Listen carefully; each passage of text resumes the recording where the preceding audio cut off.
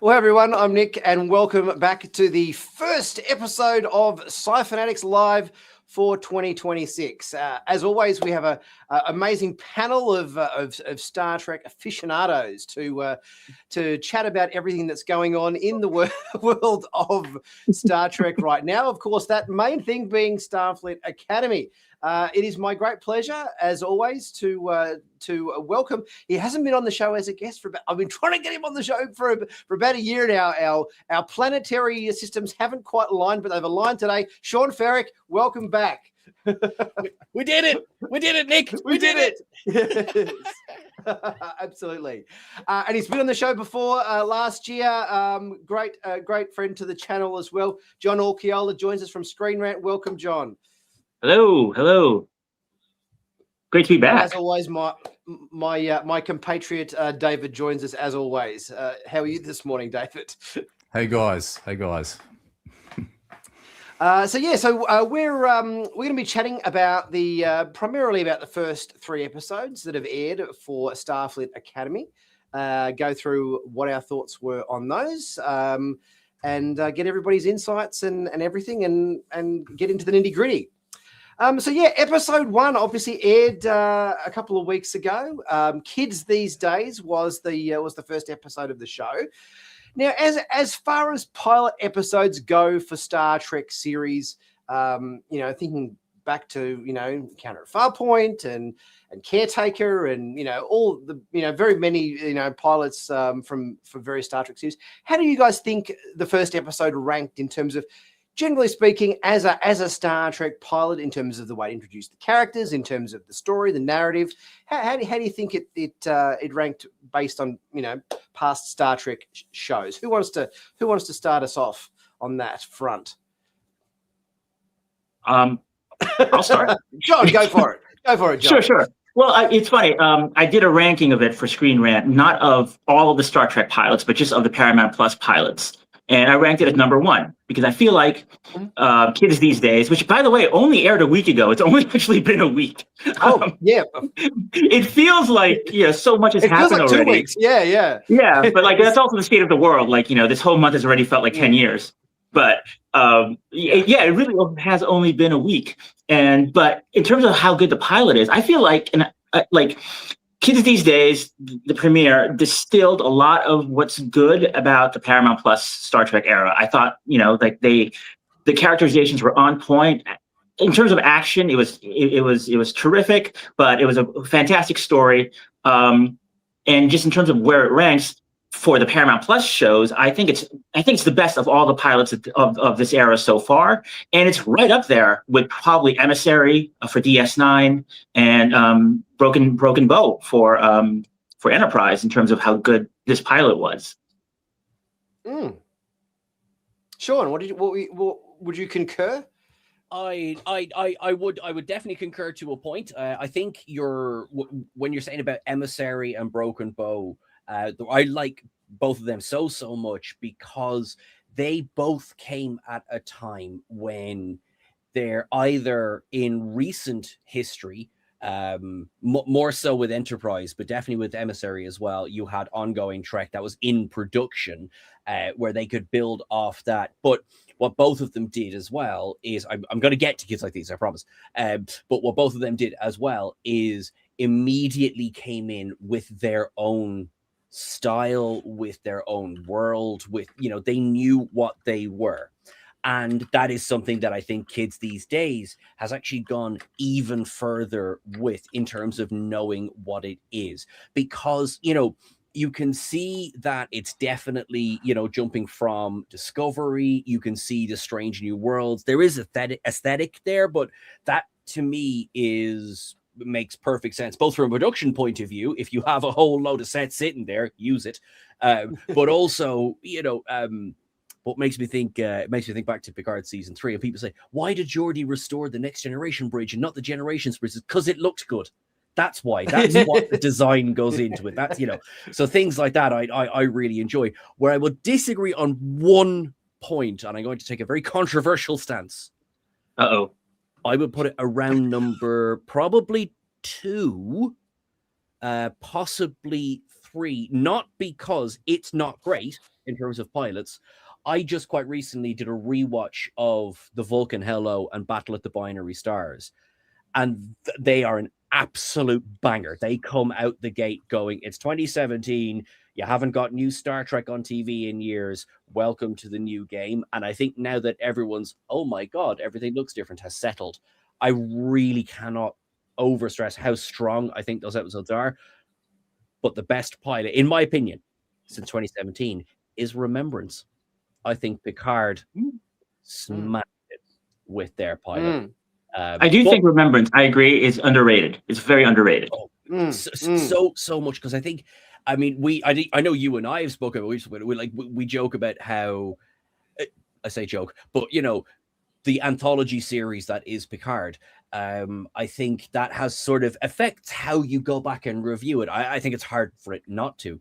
So when you kind of take episodes in isolation, like the pilot, it's like, oh yeah, you kind of forget how good it was, which is my 27-minute way of saying there's so many strong pilots in Star Trek, and there's Encounter at Farpoint, you know, but and it's funny because we've been talking about that a lot over the last week or so, because The Next Generation is one of the greatest sci-fi television series ever made. Encounter at Farpoint is not one of the best pilots of television ever made. And you know, so you know, people who might have struggled with kids these days, which I think is absolutely fair, you know, anything new, totally fair. I've said, listen, I'm not saying they're the same episode, but if I was to show you Encounter at Farpoint and tell you that this was an episode of the best series of television or sci-fi television ever made, you'd look at me like I had two heads.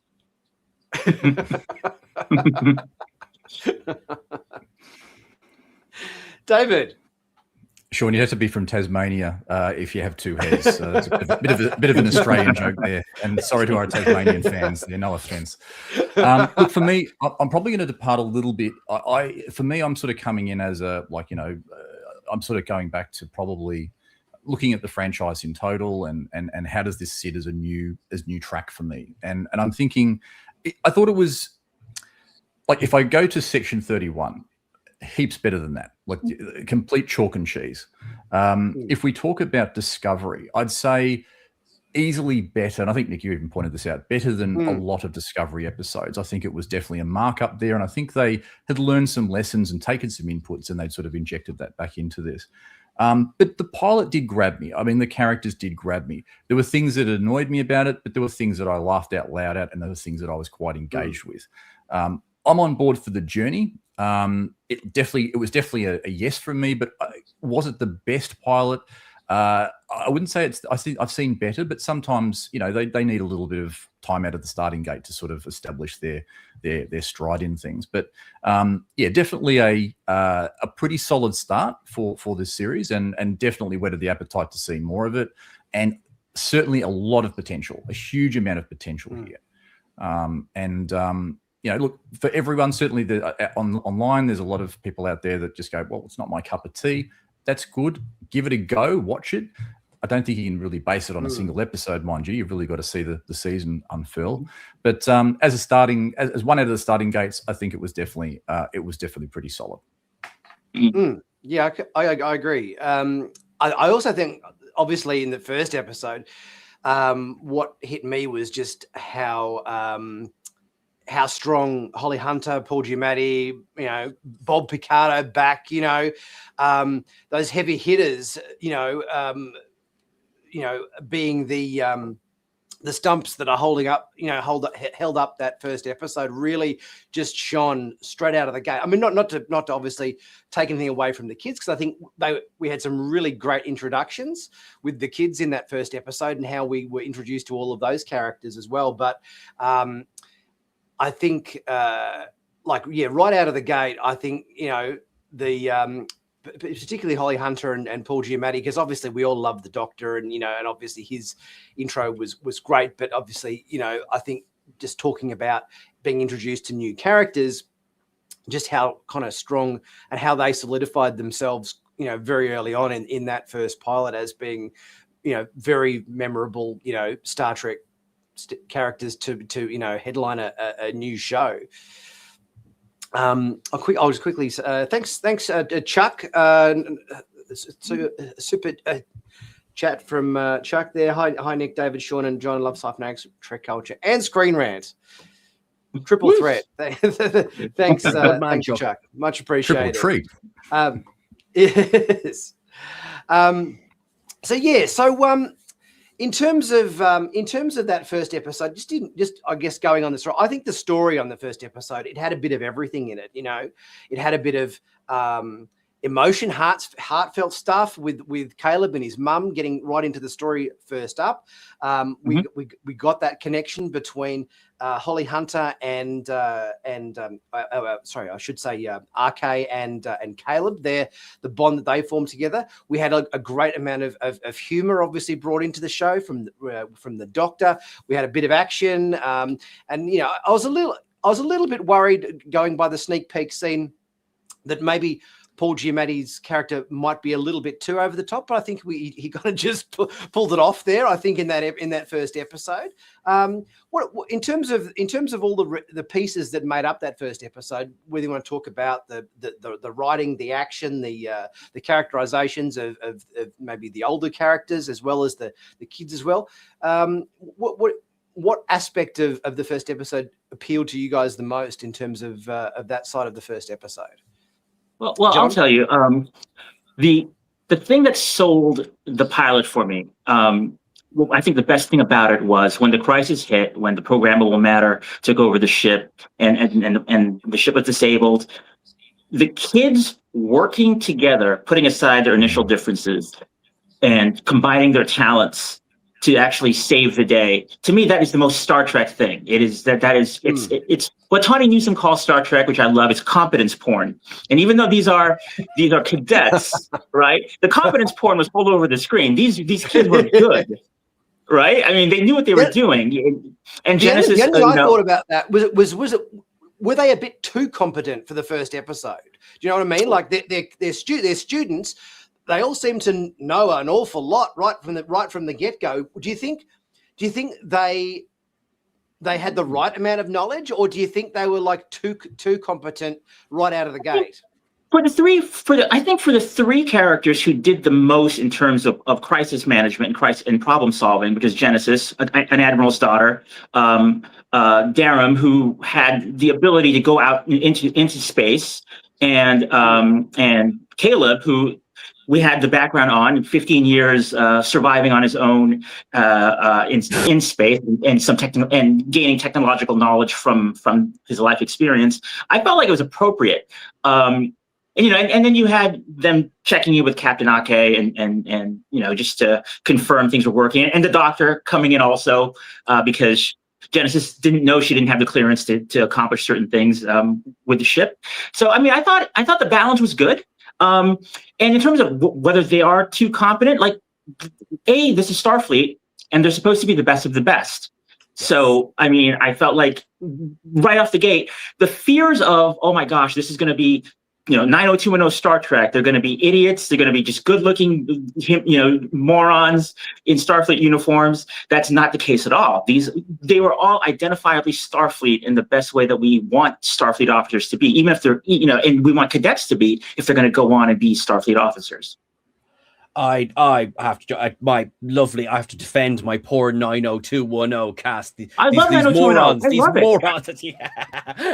No, but it's funny, and actually, and you said it, like, all of these cadets, with the exception of Caleb, and of course that is addressed, but all of them have sat the Academy exam. Remember, I know it's been 1,000 years, but still, like, remember, Wesley didn't get in on the first go, and Wesley was the genius child of season 1. Yeah. Picard didn't get in on the first go, which I reminded myself today as I was researching something else. I was like, oh yeah, things like that, like the best of the best of the best. Now, does that mean that they are, like they have the smarts? Do they have, how to use the smarts? Well, that's what the show is about. It's how to take that and funnel it in the right direction. So that's why, you have, because there's a couple of cadets that we had. Hi, Nick. There's a couple of cadets there that we have. Camera dropped down. She's been back in. Totally fine. Where, it's like, they kind of go. They're obviously being included for that bit of levity, that bit of a breath of. There's got to be the one who doesn't know what there's doing. There's got to be the one who kind of panics in a situation. We do get that, and it's it by no means is it. I don't like it. There's some bits where I dare say the episode has ups and downs, but there's some bits where you're like, I see the joke. It maybe went a little bit too far. I say this with genuine love and affection for the character, but swallowing my Tricom badge on the first day. So things like that. It's like, I get the joke. I do get the joke. And I promise I'm not just being a curmudgeon. But then you go back into, these are the best of the best of the best. That's the whole reason they got into Starfleet. And I think we can, even though it's technically episode 2, but Caleb, he's not just Nala's teacher's pet. He did ace, the exams, sitting in the shuttle on the way to the Athena. He had so much life experience that he could bring in that maybe is in place of, okay, he hasn't sat his, for my American friends out there, his SATs. For my Irish friends out there, he hasn't done the Leaving Cert, but he has lived in a gym for so many years, and he's not just coming in as sit down the back, don't bring attention to yourself, and I'll help you through the exams, which again I really like, because I think there is often a worry when you have a main focus character, and asterisks on that one, but there is often a worry where they can do everything, and they will be the one to save every situation, and they will be the one to have the only code and the only key, and so on and so on and so on. Michael Burnham. There is a degree of it, and I think the nice thing about Michael Burnham is we've had 5 seasons to watch that settle. There was a bit of that, but then again, it was her show, and it was the first Star Trek where it was her show, following the captain, whereas this, thankfully, and this is where I think the marketing is something I'd love to discuss your opinions on as well, because I think the marketing both showed you exactly what the show is, and also scared the bejesus out of people who didn't know what the show was going to be, because they're bite-sized chunks, as marketing is. It's just a wee little trailer. And also, we live in the TikTok generation. These, where trailers were 5 minutes of swooping shots. It's like, no, if I don't get you like that, I've lost you. So that's part of it as well. And that's both the show, but it's also not the show. And you have time with these characters, and you have a little bit of, like you said, John, yes, we know Genesis is an admiral's daughter. We see her before any crises. We see her not just going, I'm an admiral's daughter and I can do things. You're like, no, but you also seem to be likable. Like, there's a character behind the trait. And not everyone gets that in episode 1, but everyone gets that as we go along. And also, I see a couple of the comments there as well. If anything happens to Sam or to Jaden, we riot. Yeah. Oh, look, TrekCulture's in the comment there. Those big Paramount shills, TrekCulture. Look at them there. I do want to bring up, actually, on the subject of Caleb taking and acing the test on the way to the Athena, what would Captain Ake have done if he flunked it? Would she just turn the ship around? Well, yeah. Oh, I'm sorry. Yeah. You can't come. You can't come. I've changed my mind. my only concern watching those scenes from that first episode was, gee, these guys know so much. Like, if they're this knowledged up right from the get-go, where are they? Where's the growth in terms of where they're going to go? In terms of there's so many places to go. Yeah, I that was my only concern is that, geez, they seem really like do they actually need to go to Starfleet Academy? They already look very proficient right from the start. But yeah, you're right. Like, some of the little character quirks and everything, with Genesis kind of taking the piss out of everybody, and those scenes that she had with Sam, saying, you need to, how much does the friendship cost, and sort of leading her on, and then doing something similar to Caleb really likes that, actually. About was it teach me how to kill someone with a toothbrush or whatever, because you've done time and all this sort of thing. So yeah, that was kind of cute. David, what were your thoughts on some of that stuff from the first episode? Yeah, look, I definitely would agree with the dynamic with the kids and them working together, working the problem. I think it does differentiate significantly from, I guess, the Burnham factor in Discovery. And I think it's a great ensemble. I think also I would probably call this point out that they're not really the best of the best. We're talking about post-Burn. They've been isolated for a long time. And the standards, I think, for Starfleet Academy have had to have been probably, I'm going to dare I say it, lowered versus, say, the 24th century, where, they could afford to say, okay, Wesley, you don't make the cut, buddy. We're going to put this, was it Benzonite character in, So I think it's a time of broken connection within post-Burn, that the galaxy there, and they've had to sort of be a bit more accommodating, if I could put it that way, with the entry points. But look, Jaden, as you said, John, he comes with 15 years experience. Caleb, I've got to get their names right. Caleb comes with 15 years experience. One thing about Caleb is that I thought the trauma he's gone through for 15 years, it seemed to not come up so much within the first episode, in terms of him being able to sort of he seemed to fit in fairly well within the dynamic rather than sort of being too much of a rebel. I think the rebel element maybe came out in maybe some subsequent episodes. But one thing that noticed me was this guy's had 15 years of trauma, being smacked around, bashed around, abused, but he seems to be coping quite well within that first episode. So that was probably something for me that that stood out. Maybe that will come out. But I think also just on Caleb too, I think you've got to avoid the risk of just making it the Caleb finding his mother show. I think you got to have a very good payoff for that, and you don't want to disenfranchise other people that love some of the other characters, and including dare I say it, the bridge crew of the Athena, who were introduced as well, and whether that might come out to play and support the cadets in missions away and stuff like that. Yeah, I think I made the comment that I expect the bridge crew of the Athena to disappear into the background, much like the bridge crew of Discovery kind of did, but probably even more so.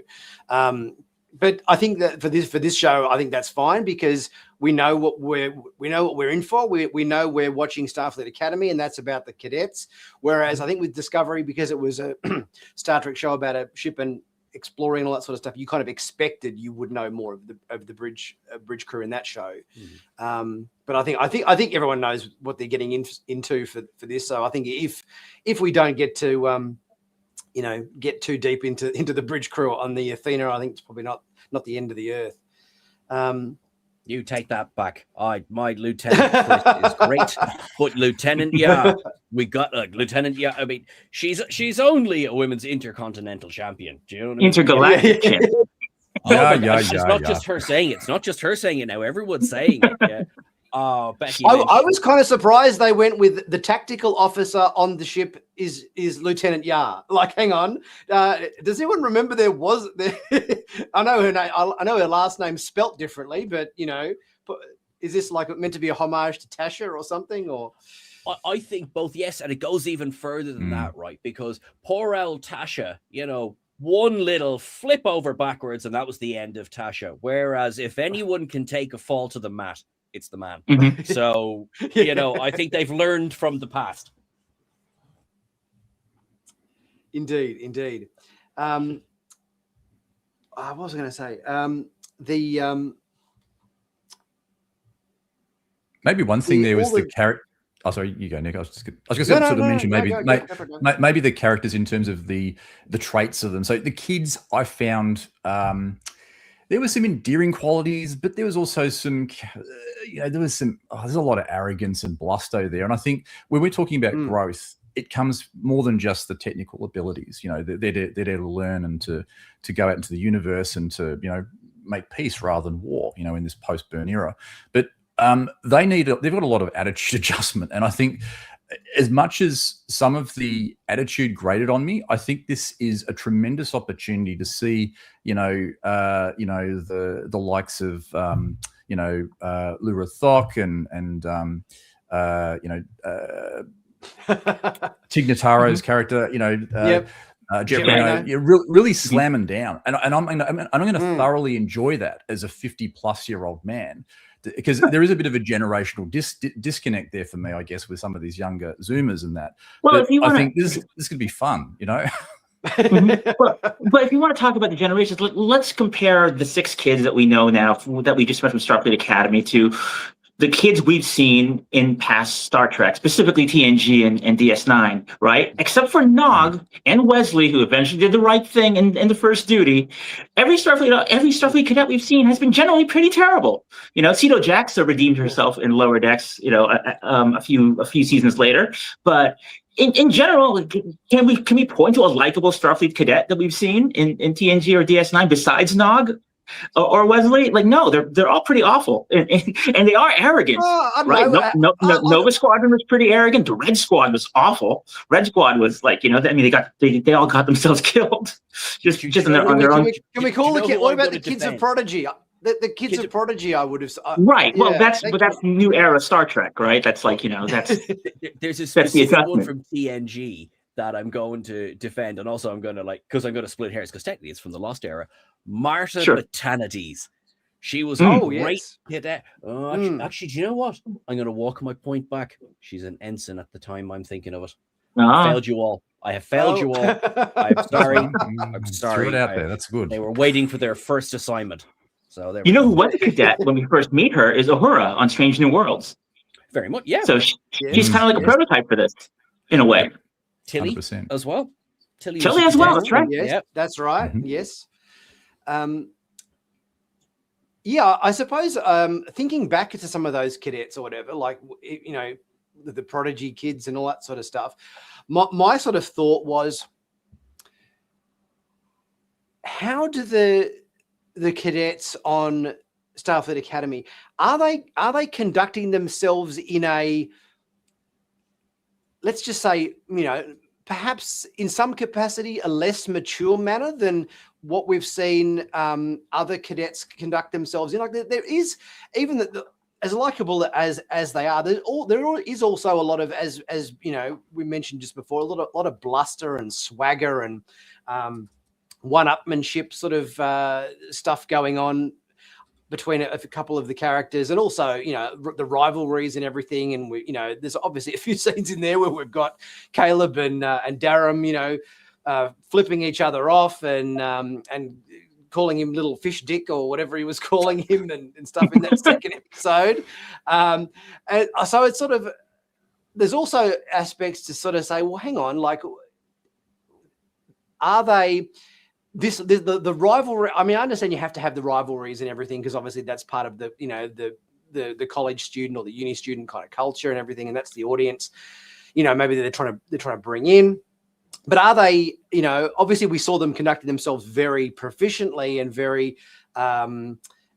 expertly in that first episode, and then obviously in, say, second and third episode, we've sort of gone, maybe regressed a little bit in terms of the sort of the name calling aspect. What do you guys think about that side of the characters, just kind of with those kind of a little bit more, maybe a little bit more goofing off, a little bit more, you know, sort of name calling mentality? What are your thoughts on that?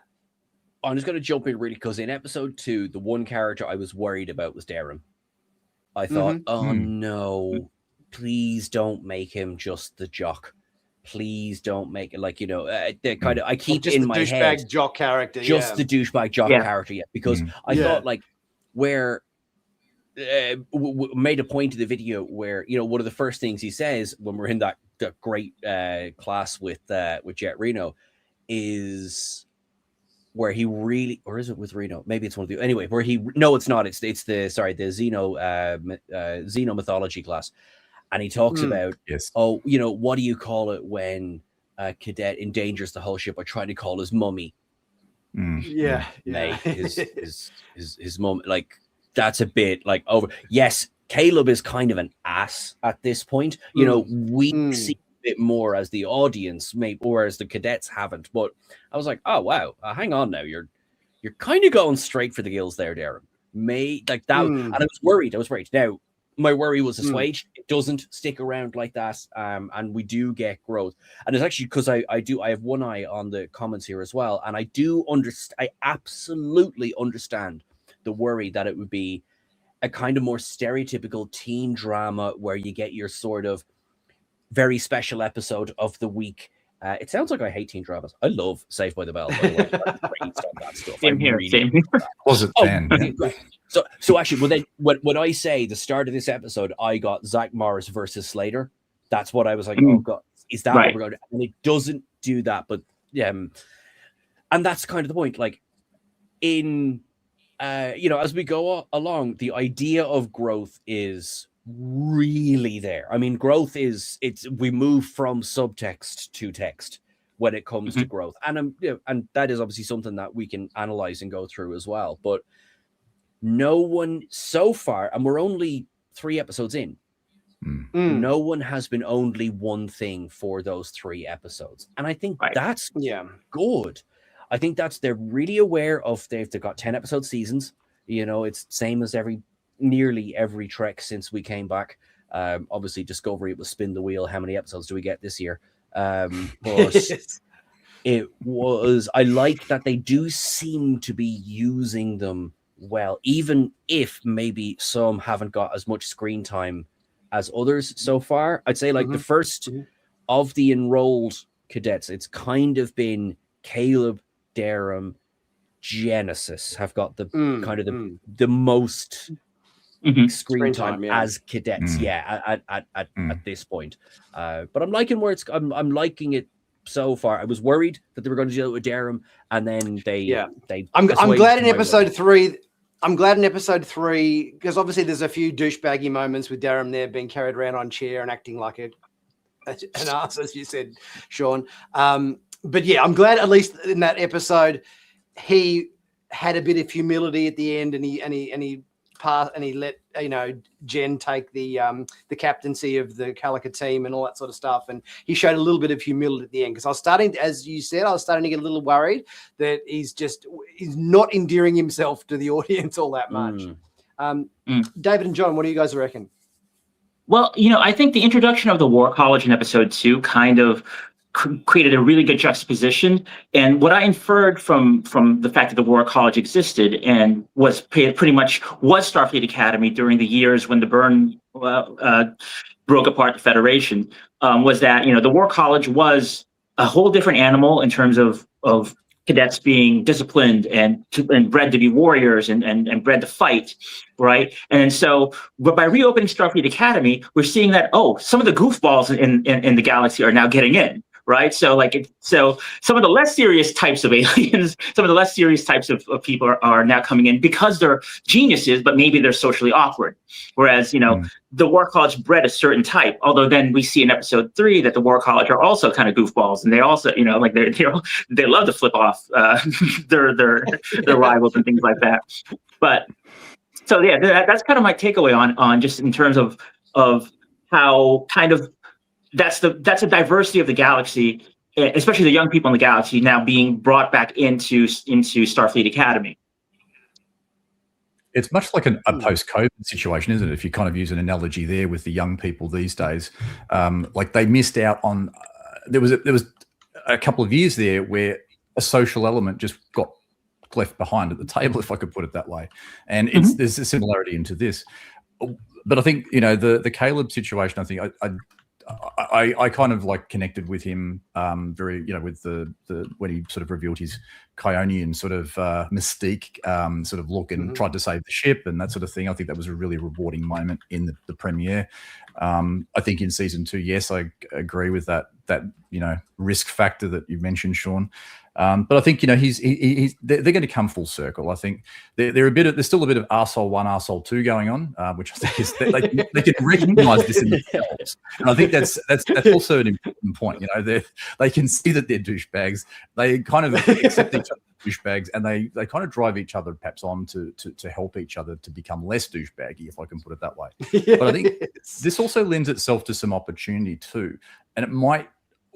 I don't know, this is probably a bit unpopular, but it would be actually quite interesting to see if they put some sort of a tragedy in the situation later in the season. So, for example, a Hemna moment, or someone gets someone killed, and that sort of then sobers down. And covers it up. Yeah, exactly, and it sort of just brings it back to brings it back to probably not maybe that part, but brings it back to that's classic Star Trek now. Yeah, exactly. But brings it back to home a little bit, so that that's part of their journey as well. They suffer also through loss, and they grow through loss and through pain, and that contributes to their journey, if I could put it that way. We shall see. I like that's why I love John. Your point of there's like it seems like it is. There's the Kobayashi, there's the entrance exam, there's the Kobayashi Maru, there's I'm going to call it the Joshua Albert, and then you can head towards graduation. But you've got to do all of them first. Which means kind of like So who do you like in the cast? The countdown begins. Yes, maybe the girl who ate her comm badge or something. Oh yeah. Actually, there I am going like, oh my god, she had a tricom badge. Oh no, now we've got to protect her. Oh no. Yeah. Sorry, go John. Oh no. Like I was about to like kind of establish like my teen movie, teen show cred, like because I was going to say like like Sean, I grew up on Saved by the Bell. I grew up on 90210. I have nothing against those shows. I love those shows for what they are. And the CW shows I follow later, Dawson's Creek, Felicity, I watch all that stuff. And what I like about Starfleet Academy, which and episode 3 really kind of brought it home for me, is that yes, I'm an older man now, but I'm not so divorced from my memories of being in my 20s and in college. I actually have really fond memories of it, and episode 3 especially brought back a lot of it. When I was in school and my friends, we pranked and we played laser tag and we did all these fun things. And so episode 3 especially kind of brought all that back and kind of made it really endearing for me. It's like, yeah, this is college, and this is kind of like what I remembered college was like to a degree. I mean, we didn't grow giant plants and have them destroy a dorm, but I felt like that was very authentic to at least what I remember fondly of some of my college experience, and what it was like to have a gang of friends of different ages and different races and sexes and whatever. We were a pretty diverse gang at BU, and when we were at the BU Film School way back when. Gosh, it was so long ago now. But so that's what I really loved about episode 3. And let me just shout out in terms of like characters. The character for me who came out of nowhere and in a way steals the whole show for me is Occam, who's like the third roommate of Caleb and Darum, who is the brother of Terima, who, by the way, Terima is supposed to be she's on the poster, she's supposed to be the 6th cadet, but it's actually Occam who is the 6th cadet, the mascot, who to me is like, he was quiet the entire episode 2. He was just kind of in the background. He had maybe 2 lines to his sister, and then at the very, very end, when he becomes the roommate, we find out he's an American Pie character. He's just a total goofball. Yeah. To me, I loved it, and he's even more fun in episode 3 when he's the mascot. Like you kind of need that, like the Screech, right? You kind of need that character. So I to him, to me, he's kind of like the unexpected breakout star of this whole thing, just in terms of, I just love this guy. I think he's hilarious. That's so funny. You're so right. What do you guys think of the what do you guys think of the obviously with his introduction and so forth, there's obviously a lot of contemporary vernacular used by the students in this show, with him going, hey bruh, we're going to be roommates bruh, it's sort of like, bros making bros bad. Let's make it force. What do you guys think of some of the more present day vernacular that's sort of coming up in the show? Do you think Star Trek that kind of fits Star Trek? Star Trek is set in the future, right? Star Trek has always been about today. Star Trek has always been about the time it's been made, and yes, the Next Generation era especially took on a more Shakespearean, tone and stuff. And we love that. We love how eloquent and intelligent all those conversations are, but stuff's always slipped into. I always look back to the original series, right? When I always forget what episode it is, but at the very end of an episode when Kirk's teasing Spock, and he's talking about didn't you ever do anything funny when you were a little boy in Vulcan? Like, didn't you ever dip little girls' curls in inkwells? Which to me is like, you're in this is the 25th century. What the hell are you talking about? Dipping little girls' curls in inkwells. Like, who said that in 1960? Much less 2260. Also, John, because I'd completely forgotten about that. Right, so now I just have my image of William Shatner in the 1960s taking these, kids have gone on a walkthrough of the Enterprise, going, and now here's the room where, sorry, but we have to dip your pigtails in the ink. It's a rule over the door. I'm sorry, it's part of the tour. And then you have have Leonard Nimoy going, Bill, we've asked you to stop doing that. I completely forgot. I'd forgotten that. My very, very good friend Amanda is in the comments here as well, and I know she knows the original series better than anything, so I'm sure she probably has the episode ready to go there. But on that as well, particularly TOS. So TOS is a really good example of how today. Well, I mean, TOS really was the Cold War in gold, blue, and red, but also in the way that they speak. Like, although they continually say that, sort of economy is the big one, obviously money, right? So that's changed. Yeah. We don't have money in the future, but I think it was Errand of Mercy I was watching there a while back, and Kirk talks about earning your week's pay. And, how much it cost as in, dollar cost, of how much to train every, officer, security officer and everything. And you're like, on the one hand, if money disappeared, there's still things that we say today because Shakespeare wrote them, and we're now 400, 500 years on from that. So it actually doesn't, Amanda, I'm judging you. I see that comment there. So it does, it really, like, modern parlance doesn't seem so out of place. I think sometimes, and I'm going to very much include myself in this because I'm staring down the barrel of the next decade of my life, sometimes I can hear things that is, I didn't say it when I was that age, and therefore it stands out a bit more to me. Sort of language like that is closer to what, like, my nephews are teenagers, to what they are saying. And when you think about, these characters are supposed to be at most in their early 20s, you're speaking directly to them. And we still have, for the most part, our officer corps pretty much speaks with a sort of a style of speech that we're more used to. I really think that they just, like they said, right, okay, we're going to write a script for everyone. Gina Yashere, Tig Notaro, and Holly Hunter, just ad-lib. We'll film it. It's going to be fine. And it works, in my opinion. I'm having so much fun. I mean, they shenaned once. They will shenan again. It has to be one of my favorite lines of recent Star Trek. It's pretty incredible. For me, I think it's sort of, it does grate on me a little bit, but I guess you need to be able to relate to the younger audience, and there's got to be a bit of latitude with that. But I think the point was made earlier. I think, Sean, you sort of said that there's no reason why we can't use past phrases and incorporate that into modern lexicon. And I think what I'd like to see is maybe BSG it a little bit, put a bit of fracking in there or something like that. Just don't get your nacelles in a knot or something like that. There's probably a way of just futurizing it or trackerizing. Gee, I'm creating some new adjectives here. to sort of just take it up a notch, or just take it to that.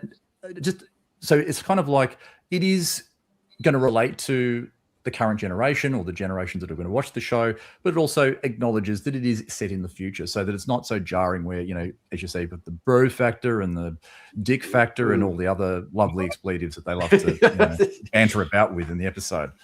Yeah, flipping each other off and all that sort of stuff. Yeah, exactly. Yeah, like shove that up your walk nacelles, or something. Yeah, I don't know. Is it attachable nacelles, by the way? Yeah. I mean, there's one point where Genesis turns to Darum when he tricks her into and then becomes captain because she made a mistake, or where she turns around and goes, "What did you say, you piece of shit?" And I was just like, "Whoa!" Like just that line alone being said in Star Trek, just so matter of frankly. I was like, "Wow." I think as well, there's so much.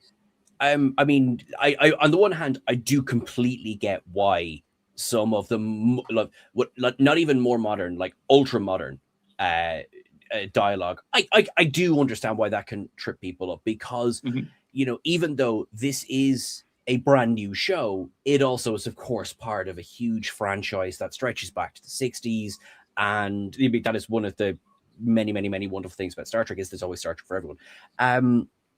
But I think some of it, even though that line with Genesis obviously is not played for laughs, some of the comedy I think ties in with this a little bit.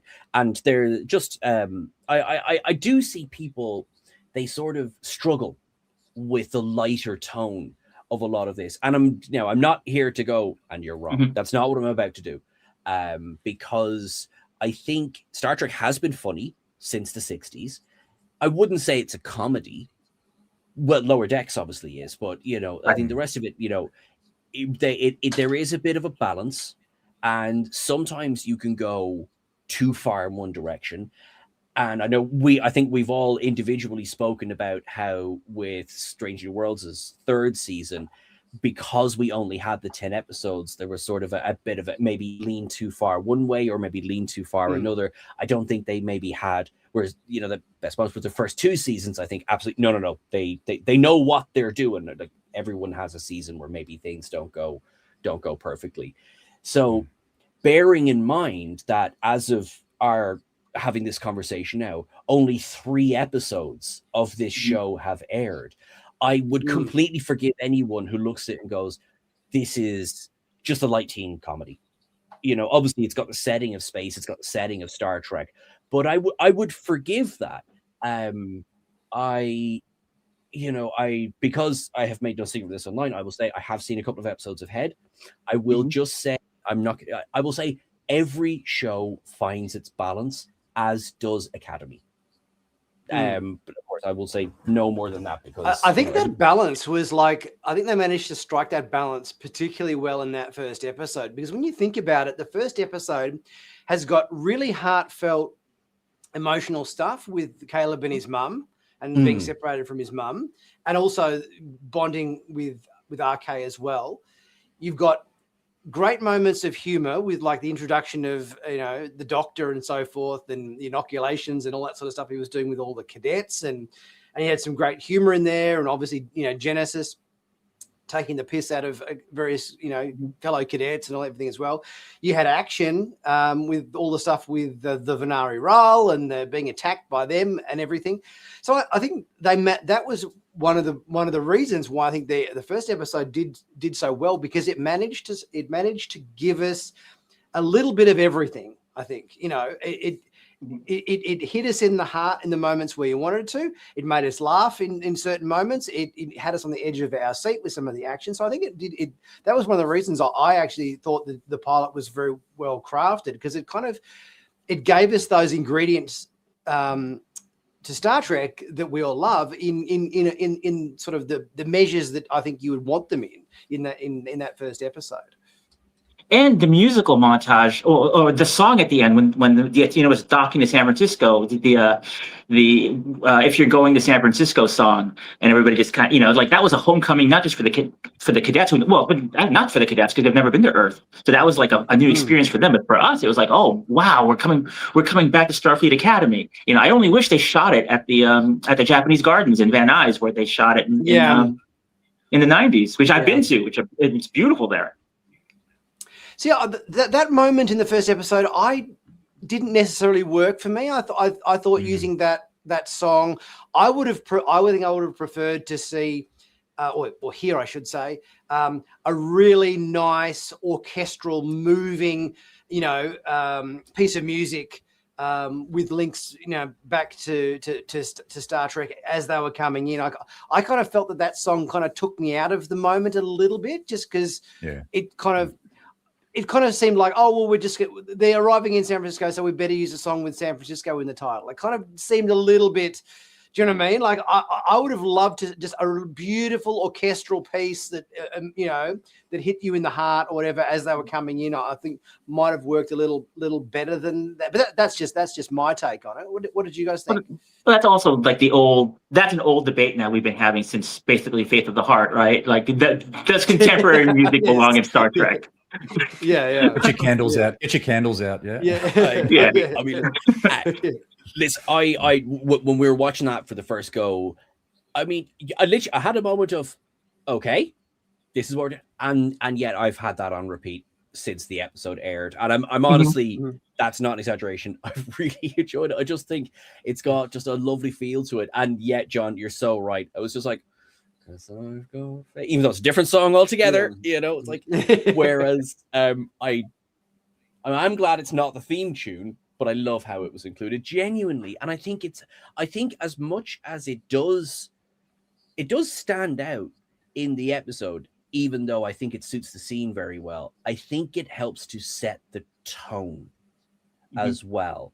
This is quite romantic. It's a little bit over the top, but when isn't Star Trek over the top? Like, yes, it does subtle, but yes, it also beams the whole kit and caboodle into the Klingons' engine room. We do over the top all the time, and I think I enjoy a lot of it. So when we arrive at San Francisco and Rufus Wainwright is welcoming us home with that lovely, lovely voice of his, I'm like, oh, it just feels like a hug. And the way, like at that point, the way the Athena is shaped as well, it's like, its arms are about to start punching my mic with excitement, but its arms is about to, embrace you in that moment. I liked it. Is it melodramatic? Probably, but I like a bit of melodrama.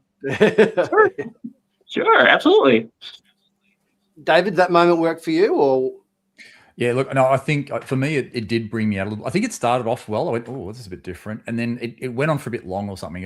For me, maybe repeat watchings will have me sort of have it on the iPod, I'm showing my age, on my Apple playlist. Sorry, yeah. Yes. But, yeah, I think, but maybe brought beyond that as well. I think the music in there has also been quite contemporary in some of the other episodes as well. I mean, I noticed even in the laser tag one, there was a bit of a Star Trek motif in some of the more contemporary music that they were sort of playing. And I kind of felt, does that work? Is it too contemporary? I was a bit sort of I was in two minds about it, to be honest with you. I sort of found that it was in some places a bit distracting from what was going on.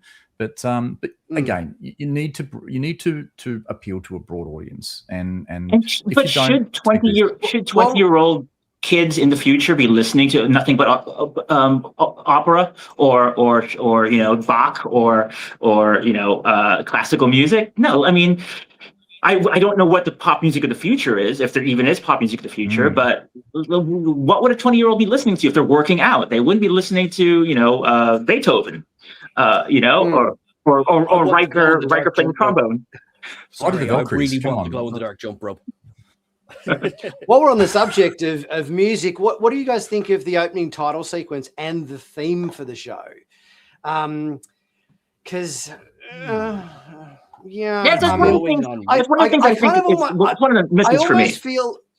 I almost feel like there's a couple of moments in the music where you feel like, is it just me, or is there like a little motif from is it the Star Trek 2 or Star Trek 3 motif that sort of just starts to creep in there from one of those films where you feel it starting to go down that path and then it stops?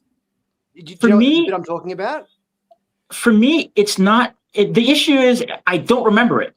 It's like I've heard it many times now, and I can't hum it in my head. I can hum the TNG theme, the DS9 theme, the Prodigy theme. Dun, dun, dun, dun, dun. It stays with you. And the Strange New Worlds theme obviously is just the old TOS theme just redone. But yeah, it doesn't stay with you. So or it doesn't stay with me in any case. Unfortunately, I've often commented on. Sorry, Jeff. I'm not a fan of Jeff Russo's music. I think the way I sort of describe this theme is it's so unforgettable that you forget what the theme is while you're listening to it. It just doesn't have a hook in there. It's just there's nothing about it that kind of gives you that earworm factor where you, as you said, John, you are humming it after the show or whatever. There is a. Do you guys know what I'm talking about? There's like in the it is for a little moment in the music. There is a slight motif. I think it's is it Star Trek 2 or 3 theme that it's sort of I know what I think I know what you mean, because it opens and closes with Ilea's theme from the motion picture. Yes. Those is that what I'm thinking of? Yes. So it definitely opens and closes with those. And yes. then it also, like, you can hear just, I think there's a phrase of Picard in there. So I think I might be completely wrong. I think maybe it's trying to honor all of the themes, and maybe because of that, it's kind of hard to pick any one of them. Possibly. Now, I might, as I say, that might not be the attempt at all. It might not be what they're trying to do. And I don't know. It's one where I think the visuals more so than the theme stand out. And again, not to keep going back to it, do we like the theme of growth? Because my God, are you going to get the theme of growth in the opening things? We literally start with a seed, and then we see the building being born, okay, but growing and being built. And that aspect kind of reminded me a little bit of the Picard opening title sequence, I think, because wasn't there a plant motif or something, or there was the piece of the broken mirror or something falling out or whatever it was. Yes. Do you know what? Actually, there's Glenn here makes a good point. Not that I agree, but he's got a good point. Is that a lot of shows today, they've got the skip intro button, and I do think that must be a part of the consideration when it comes to doing these credits. Now, I don't think that they've gone, oh, everyone's going to skip, so we're not going to bother, because then we wouldn't have those beautiful visuals. Because what would be the point if you think everyone's going to skip? You would do something like Breaking Bad, where it's 8 seconds long. But we're also living in a post Game of Thrones where, I mean, talk about revolutionizing the opening credits. So, but it's a really good point that sticks out there, because the truth is a lot of people are not going to watch these, and I'm sure that must be a consideration for the composer, for the team that puts them together. I don't like what an odd position to be in, because I think when you direct the episode, you have a fairly, strong chance of whoever hits play in the episode is going to watch the episode. But the person who creates the opening credits doesn't have that same confidence because of how things are done these days. So that's actually, that was just a really interesting point I just wanted to highlight. Thank you, Glenn, for making that point. Yeah, it must be a part of the consideration. David, you want to say on that topic? Yep. I think for myself, I kind of I watched the opening titles for a few times, and then yes, the skip does get pressed. But if I'm coming back to a show after a while, I'll go, I really want to hear that theme again. I really want to sit through the title sequence. Like DS9 in the first couple of seasons was very challenging, and then a few more ships and a few more little upbeat parts of it made it into, I think, season 3. But look, I think it had the Expanse a little bit in terms of that building element of the visuals of the intro, which was quite interesting. But the music, it sounded like someone's kind of gone to AI and gone, okay, put a whole bunch of Star Trek themes into a theme song and bang it out. And it sounded a little bit like it was not hitting the mark for me. But just could be just personal preference. Fair enough. It's no faith of the heart is what we're trying to say. Yes.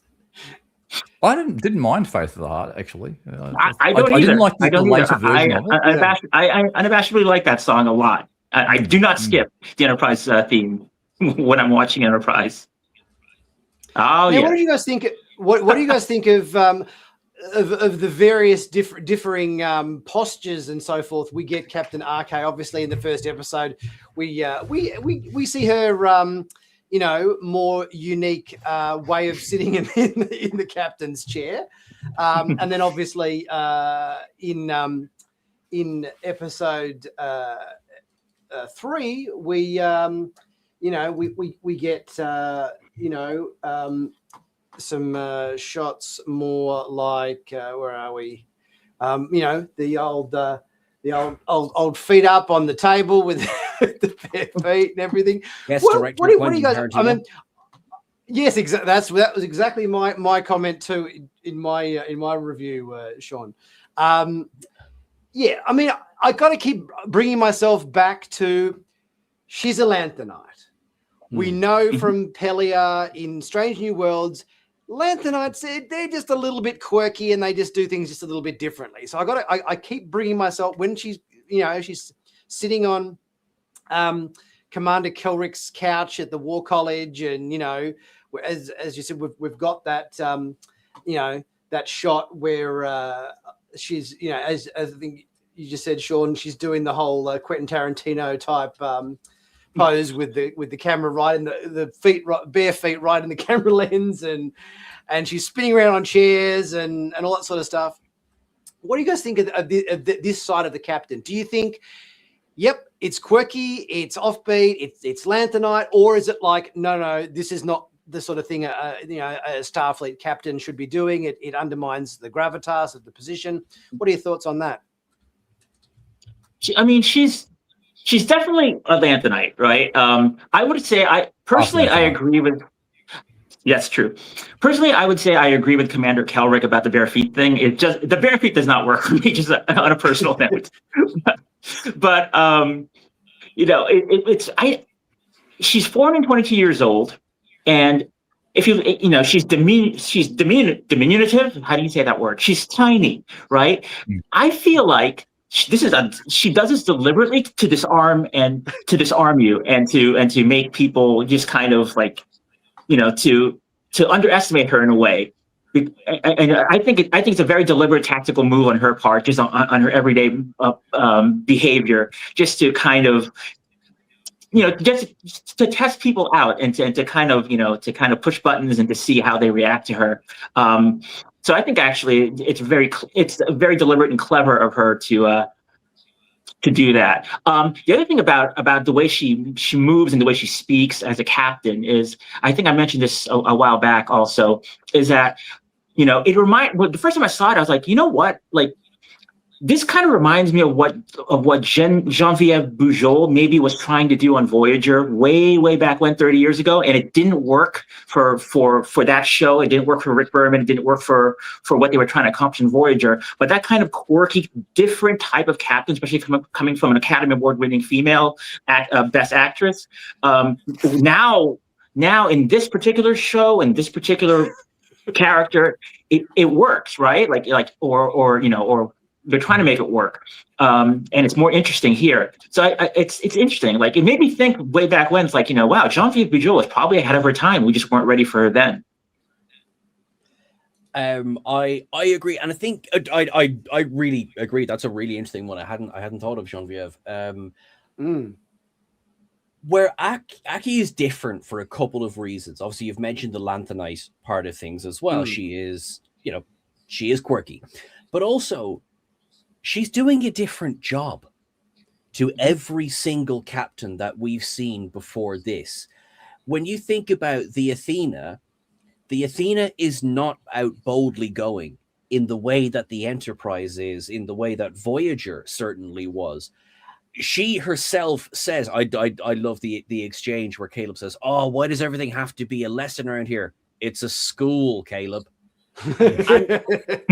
Oh yeah, when you see her relaxing on the chair, generally it's because, obviously, I'm exaggerating when I say because she's on the bus, but that mission was, she was flying from the shipyards to Earth. She was, and that's what that was. She wasn't off on a first contact mission. I'm trying to think of, because people talked about respect the chair, and I don't think she's disrespecting the chair. I think she is very aware of the job she is doing in that time, because when things get serious and when things get, oh, hang on now, she's sitting as you would expect Janeway to sit. She is sitting, she is very aware of what she is doing. And also, like the scene where she's talking to Thuck, that's her ready room. Those are her quarters. She can do whatever the heck she wants in there. She's barefoot in there, fair play. As she says herself, she likes to let the little piggies out. And in episode 2, when she meets with Kel Rek, yes, they are. There's still kind of a question in my head is, where does the Athena end and the rest of the campus begin when they get to San Francisco? Because that atrium is definitely the Athena.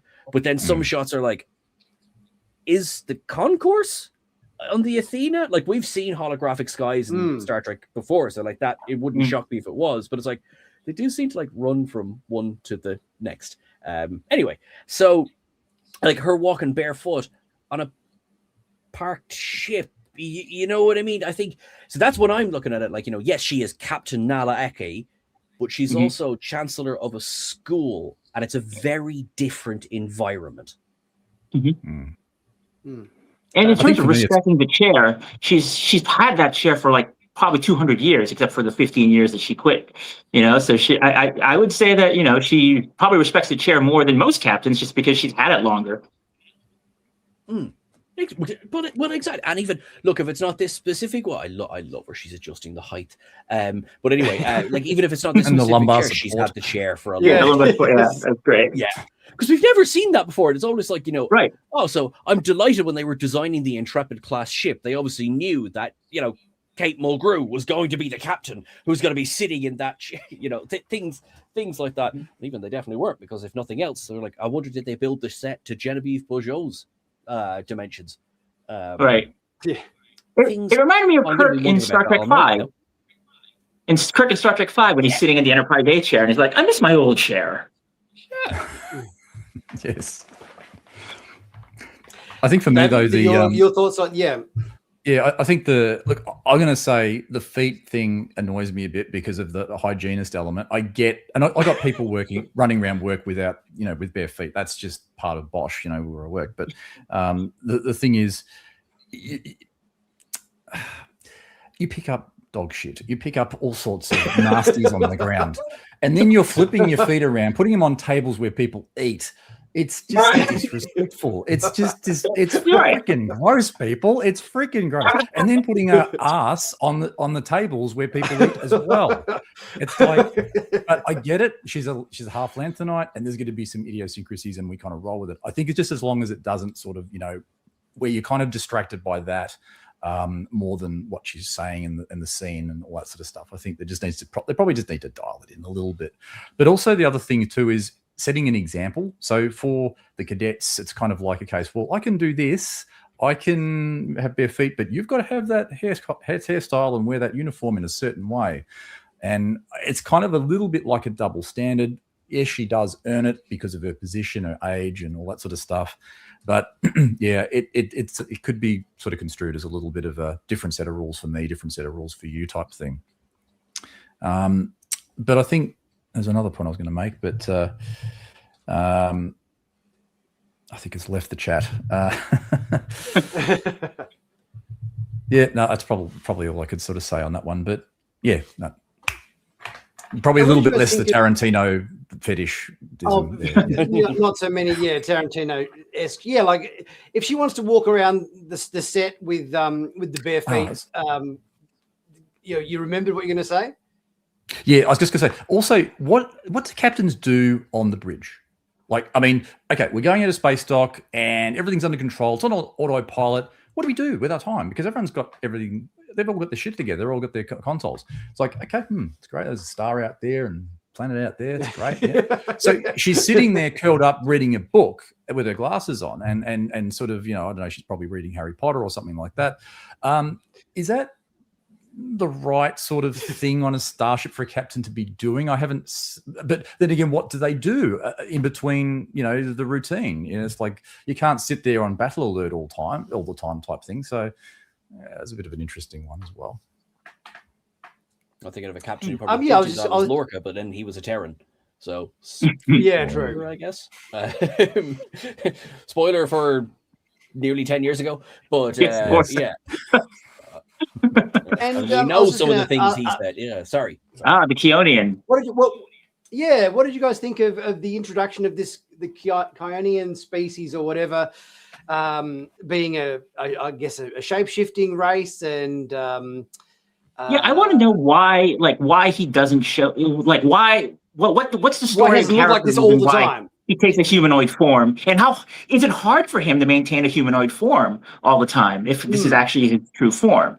That's one of those things I think about. But it also makes me think of X-Men, and it makes me think of Jennifer Lawrence did not love the makeup, so she was glue Mystique as little as possible, and so Mystique. I think so we've seen episodes 1, 2, and 3, and they talk about him being Keonian. At the moment, I'm like, what was the point? For the way it was kind of a big reveal. And sure, okay, I get in the context. Scene, he's going to go out and walk in space. I don't know. So far, 3 episodes in, I'm like, it seemed like it was going to be this big thing, and then we have done stuff with the Keonian story, but it doesn't seem to be kind of tied into the reveal of the look. He seems just as Keonian looking. Well, okay, he was humanoid then as well, but just as Keonian looking either way. So I'm kind of a bit like, I assume they're going somewhere because, John, like you said as well, it's like he probably didn't sit there for 8 hours to be told, we're going to do this once. So I presume they're going to go somewhere with it. I am as yet curious as to why. Yeah. And it's not a secret, right? He revealed himself to Genesis, but in episode 2, Caleb made a joke about him being a fish boy. Like he said, it's not a secret that he has a different form. Yeah. And also, if he's a shapeshifter, because there was a moment in was it episode 3 with the Calica game where Sam, as a hologram, changed her appearance or whatever to confuse them. But it's like, okay, well, can Darum do the same thing? Can he, if he can change himself from a blue fish person to a human looking person? Why isn't he why can't he play pranks on people and just shapeshift himself to look like somebody else? Or how are they actually? That's the ability. Every Star Trek race has a special talent or something, but are we going to actually see him utilize? I mean, obviously we saw him utilize in the first episode in terms of, he can survive in a vacuum of space for 8 minutes without dying. That obviously is a handy trick. But beyond that, what makes him? How is his Keonian-ness going to come into storytelling episodes? Right. Because when you think about it, Occam is Betazoid. What has Occam done in the first couple of episodes since he's joined Starfleet Academy? Has he empathically read anybody? Has he sort of said, I sense that you're this, I sense that you're that, or whatever? He's just a goofball. But there's nothing. I can't remember anything that Occam has done since he's been at Starfleet Academy to utilize his Betazoid skills, for example. Yeah, or Genesis. We don't know what the Darsha can do if they have any special abilities. We know Darsha is. We know Genesis is a high achieving, super athlete, and she's super dedicated to her athletics and to her intellectual. She's learning the Vulcan alphabet backwards while she's running. And she actually reminds me of a friend of mine. My friend Emmy is also very, very super focused on her own personal excellence. So that's something I kind of admire in the character of Genesis. But we don't know if the Darsha have any abilities whatsoever. If what makes them special besides the fact that she has cool ridges where her eyebrows should be. Sparkly eyebrows. I love Bella Shepherd is just cool in interviews. I love how. Did you see that one? Actually, I'm sorry, I'm asking John, but have you all seen that one where it was just the other day? It was 10-second lore dump, and it was right. You have 10 seconds to talk about your character without giving anything away, and she nailed it. It was like Admiral's daughter, focused, gonna be a captain, sparkly eyebrows. She did it in 8 seconds. I was like, yeah, it's pretty good. Like, lead in to her character because we're going to learn stuff along the way. She's also just cool. But yeah, we know nothing else about the Darsha. For all we know, first contact happened between the 25th century and the 32nd century. So, for example, we were racking our brains the other day going, had Calica been mentioned in Star Trek before this? Same here. I went down a rabbit hole. I don't think it has. No, I don't. Right, it's so. brand new. I think. No, yeah. That is great. I mean, lads, can I just say as well? I love that we're nerds. I love that we have this conversation. Like, was Calica ever mentioned? It was like, yeah, we're nerds. This is cool. But I think there's an element if you're going to introduce new races, obviously. I would imagine by the 32nd century, obviously, yeah, we've lost a few planets along the way, like Goja 5 and everything, and they're re-updating their database and whatnot post-Berm.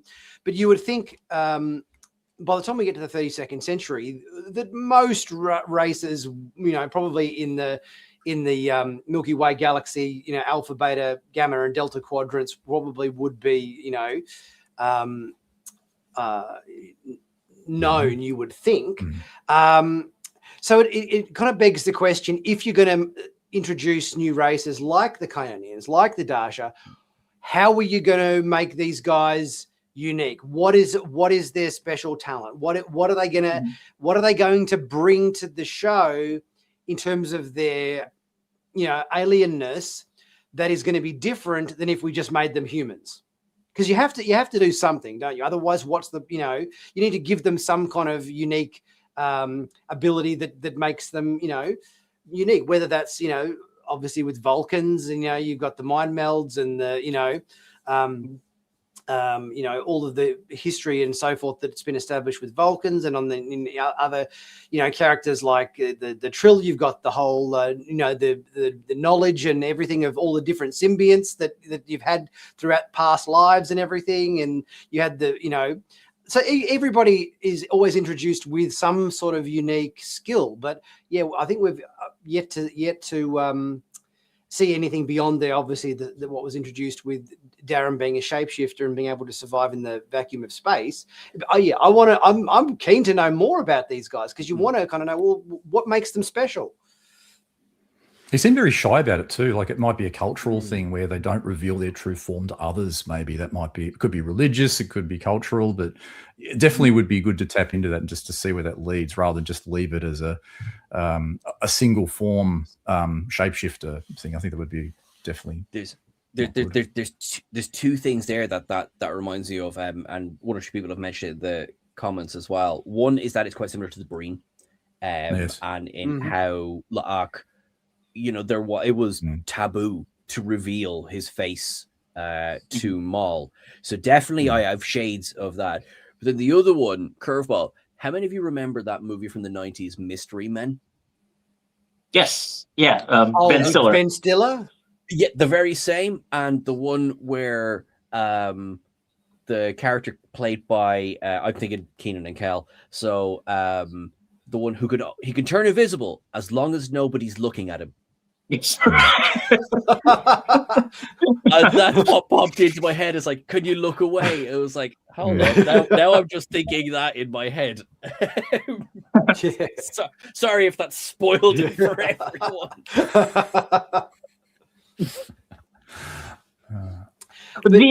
Yes. Go on, John. No, that scene, the Darren scene of "Can you turn around? Can you turn around?" That was kind of like an inverted version of the Star Trek Into Darkness theme, where Carol Marcus told Kirk to turn around so she could be in her underwear, and then Kirk just turned around anyway and gawked at her. But so there's some fun callbacks woven into these shows. Basically, everything the Doctor says is some sort of callback to Voyager. There's something he said or did in Voyager, which is fantastic. That digital memory really works for him. Yes. I love. Because, I almost think like that they're trying to, like that scene with Caleb eating the apple in RK's quarters brought me back to some stuff that Chris Pine did as Kirk. with the Kobayashi Maru test. There's a certain Kirk swagger or whatever they sort of look like they're sort of trying to inject into Caleb a little bit, or am I wrong on that front? Injecting Kirk swagger into characters is never a bad thing for me. Kirk is fantastic. I love the character of Kirk, especially as he gets older. So, I mean, I see little bits of Kirk in all kinds of Star Trek characters, and then especially Paul Wesley. So ironic. So that's evoking Kirk in any way to me is good in modern Star Trek. So, speaking of Kirk, actually, credit to Amanda for this one. She went and checked. The Squire of Gothos is the episode where he talks about dipping pigtails. Little girl's pearls. Inkwell. Oh, that's right. Yes. Mm-hmm. Yeah, he says it's to Trelane, doesn't he? Yeah, I think. Yeah. God bless your memory. Yeah, I'm like, I trust you. That yeah. Yeah. I watched that episode recently. I have no excuse. You know what's amazing? You know how Captain Ake has the pajamas, right? The Warp Core pajamas, which everybody now wants to buy from the Star Trek store, and we're all like kind of asking them to please make these pajamas. But then Caleb brings it up by going, "What are those, accordions?" I'm like, "How do you know what an accordion is? You grew up in outer space, basically an orphan for 15 years. You never came near Earth. How do you know what an accordion is?"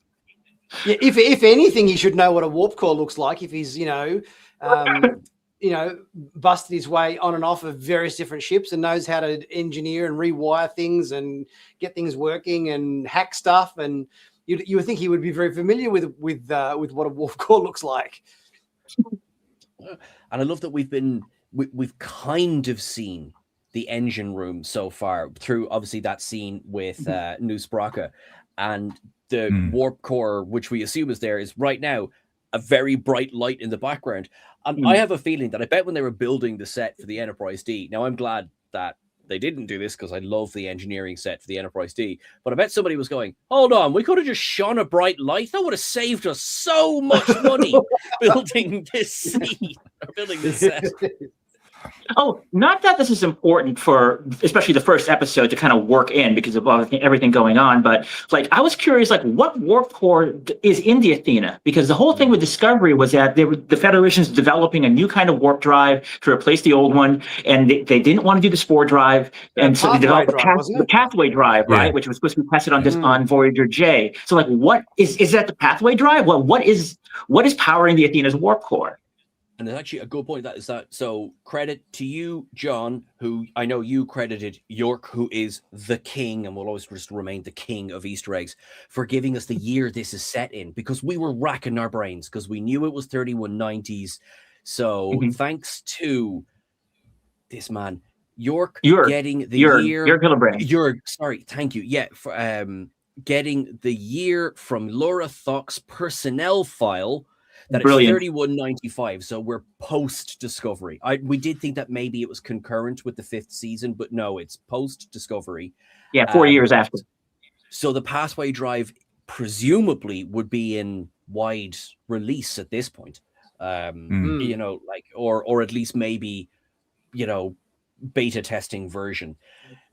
So which begs the question is how, because we were joking when we were doing the episode going, they seemingly took a bit of a detour to get to the Badlands on their way back to Earth.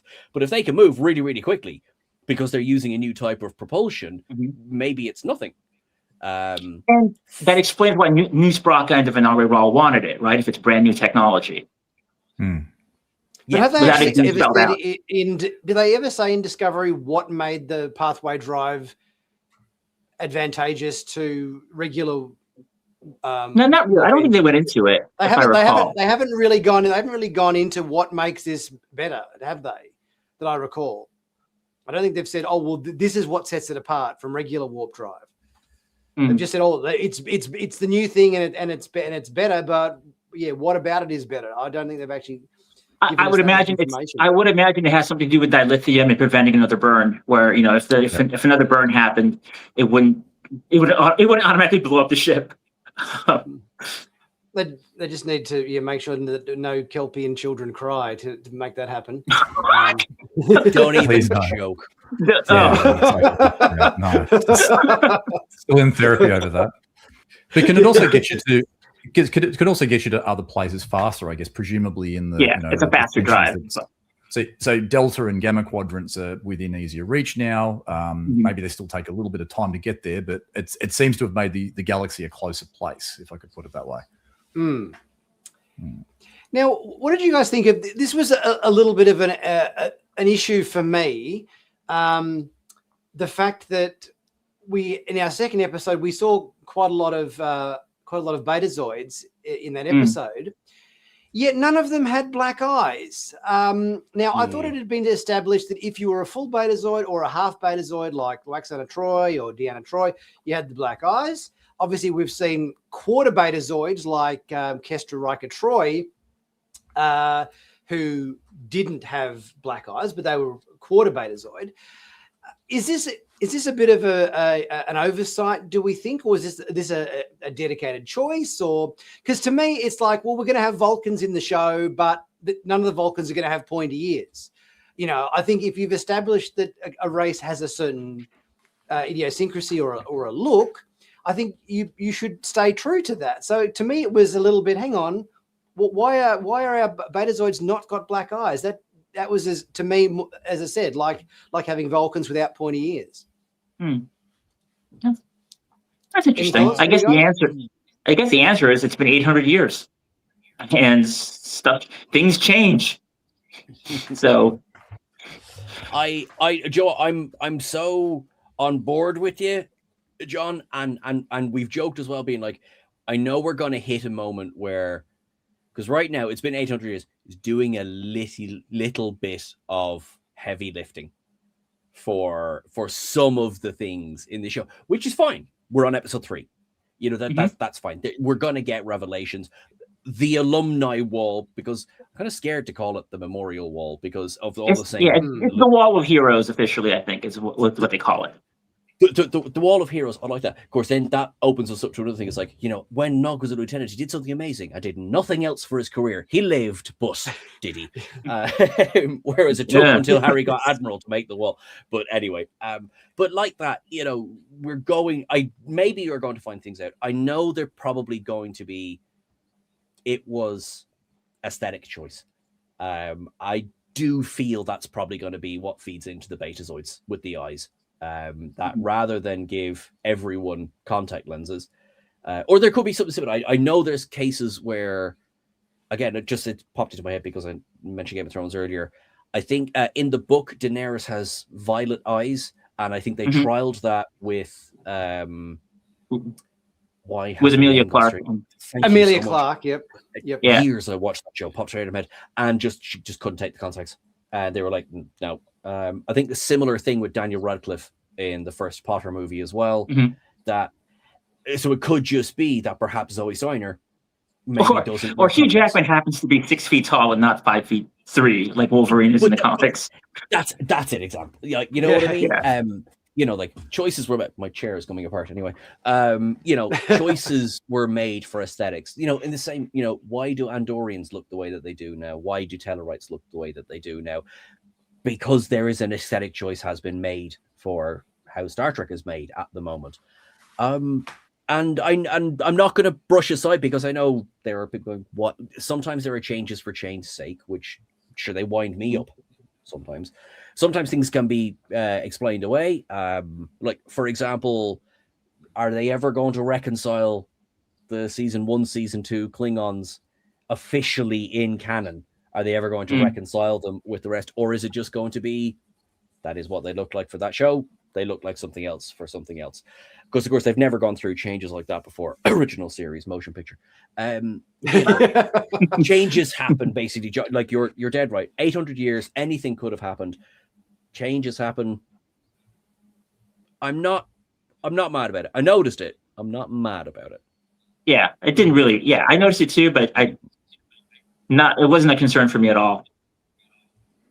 I think for me, it'd be good if they just acknowledged it, though. Like, I mean, I was sort of thinking it could even just be a choice. Like, you know, for example, on Earth in our current day, I'm not going to be a racist butt, you know, that old term, Nick, but like, say, for example, people from Asia, you know, they have, you know, like a lot of dark hair and maybe sometimes I like to color it to sort of stand out a little bit more. I hope that really doesn't come across the wrong way, but you know what I mean? They make a stylized choice to sort of set themselves apart a little bit from looking, you know, a little bit sort of, you know, everyone having black eyes, to use the Betazoid equivalent. So maybe they put contacts, maybe they'd use some sort of surgery or some sort of cosmetic enhancement to sort of take the black eyes away. The only problem is that you can't spot a Betazoid anymore, so you don't know necessarily if you're being telepathically rather than empathically probed, if that makes sense. The other thing I sort of noticed too was the sign language, because they're all starting to use sign language. I'm going, hang on, what's going on here? And I realized, okay, the president's deaf, but then wouldn't they just, like, if they're like signing, Roxana talked to Deanna in the mind speak or whatever you want to call it. Yeah. Why didn't they just revert to mind speak if they're talking in between each other? But I guess that could just be, again, a choice to sort of an inclusion choice, I guess, you know, just to sort of broaden things a little bit. But yeah, it was another thing. But they seem to go, because there's telepathic and empathic, right? Full Betazoids are meant to be telepathic, and Deanna was a half Betazoid. She was more empathic, and we've had some other variants like Lon Suda and people like that. But it seemed to be they were sort of playing off more on the empathic side rather than the telepathic side, from what I could glean. But I could be wrong. But I think with Betazoids in this, it's I think it's definitely a little bit of a stylized choice, that's for sure, where they've departed a bit. No, go ahead. I'd super quickly, just like in terms of the this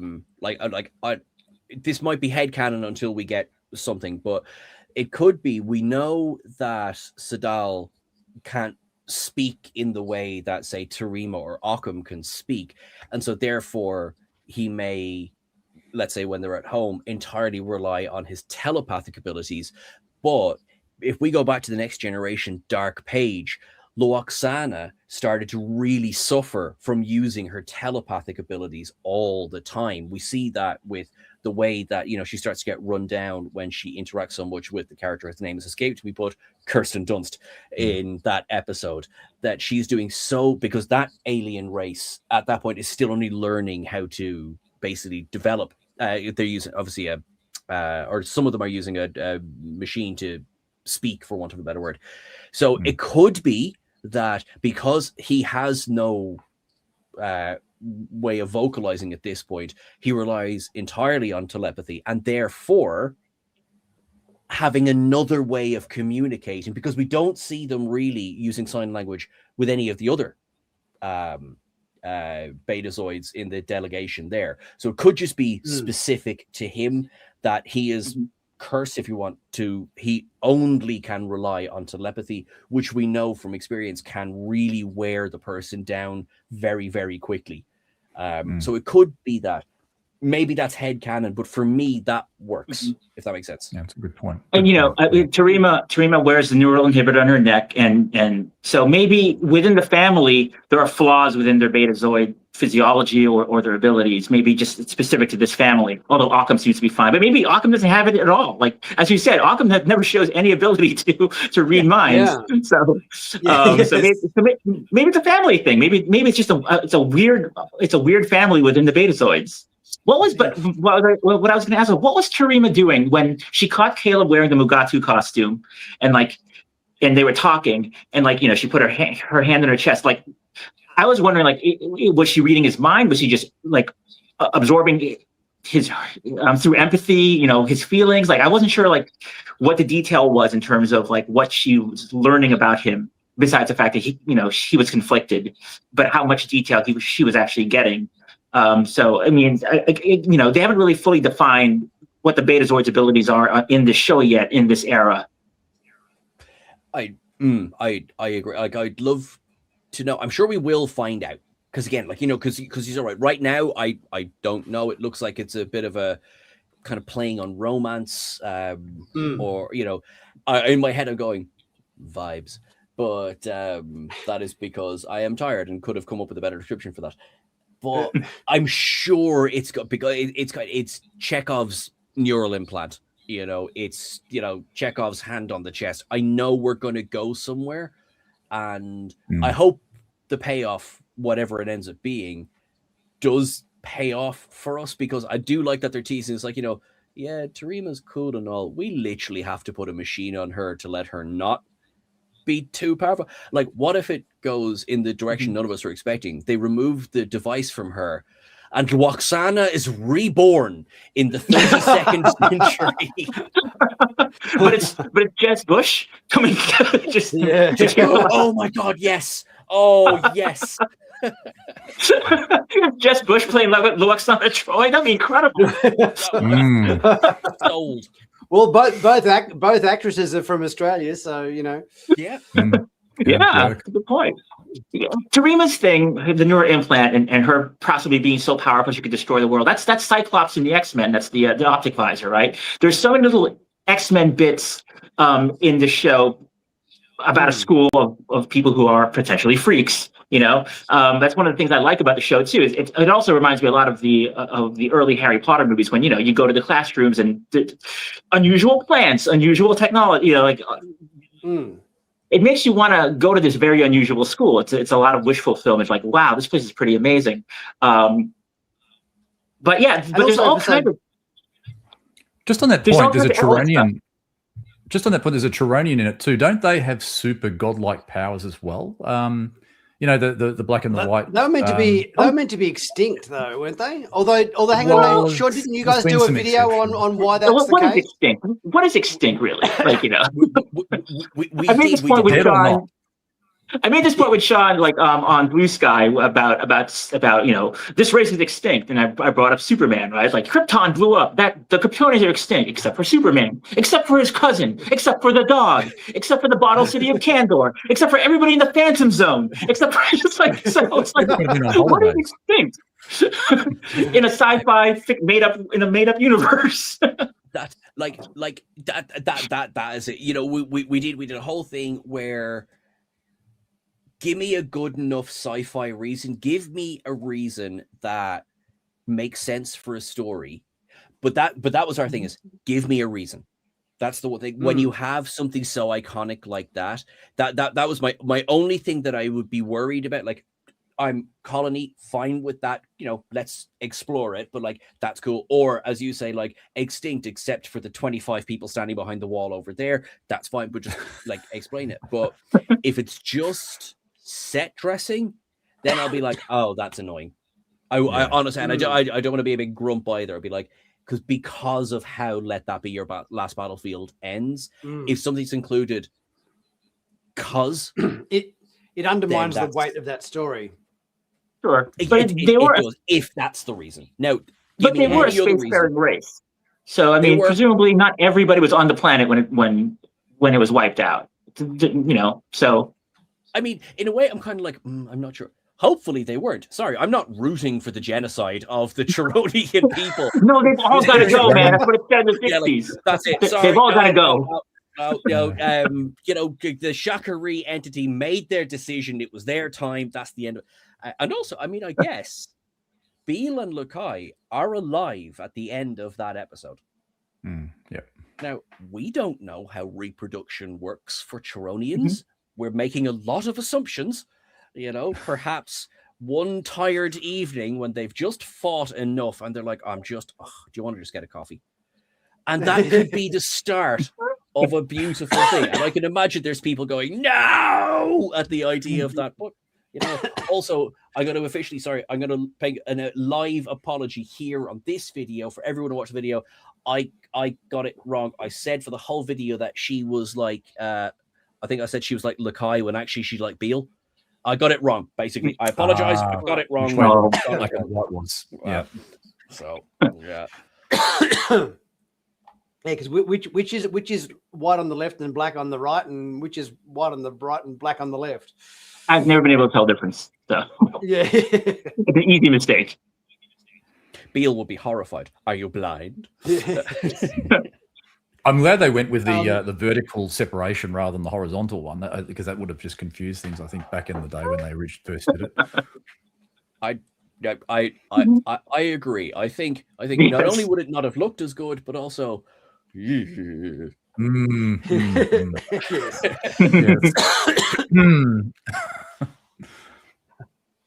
What did you guys think of all of the kind of Starship Troopers isms in episode 3 with the obviously the game of Calica and the locker room scenes and the faux TV commercial promotional commercial they had on for Starfleet Academy and everything. There was a lot of Starship Troopers references. I thought in episode 3. Do you think that worked? Would you like to know more? Yes. Yeah, they are. They're all going career with Starfleet, aren't they? Yeah, and they're all Federation citizens.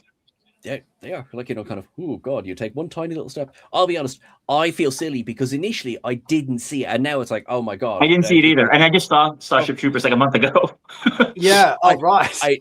I'm reading the book and I didn't get it. Now, to be fair, the book is different from the movie, but that's a tiny little, that's pretty bad. I'm like, I've really failed you here. Yeah. But now I can't not see it. And now I'm going to be thinking, would you like to know more? In every episode going forward. Sorry, Starfleet Academy. I mean, obviously there was significantly more nudity in the Starship Troopers locker room scene than there was in episode 3. But yeah, it was the commercial that they did, and I thought that was quite funny, the way RK kind of said, is the voiceover a bit too much? Is it a bit too over the top? Whatever she said in her quarters, which obviously, is just a complete riff on the, as you said, would you like to know more routine from Starship Troopers, which I thought was quite funny. I do think Stephen Colbert has been great as the digital gaming students. Like he blends into the background. He blends perfectly in, but his line readings are so funny and so on. I think the line everybody loved was "Hanger is the greatest enemy." Yes. And his ongoing commentary on the Talaxian furfly adventures or whatever. Truman Krebs. Yeah. Yes. What else? What did you guys think of all the prank stuff that they were doing in episode 3 with the Vitus reflux flower and all that sort of stuff? Do you think that all because obviously I didn't. The War College seemed to be playing more regular pranks on the on Starfleet Academy, and obviously the Academy just had one kind of big prank right at the end. Would have you liked to seen a little bit more to and froing in that department, or do you think that they played that about right in terms of their scheming and so forth?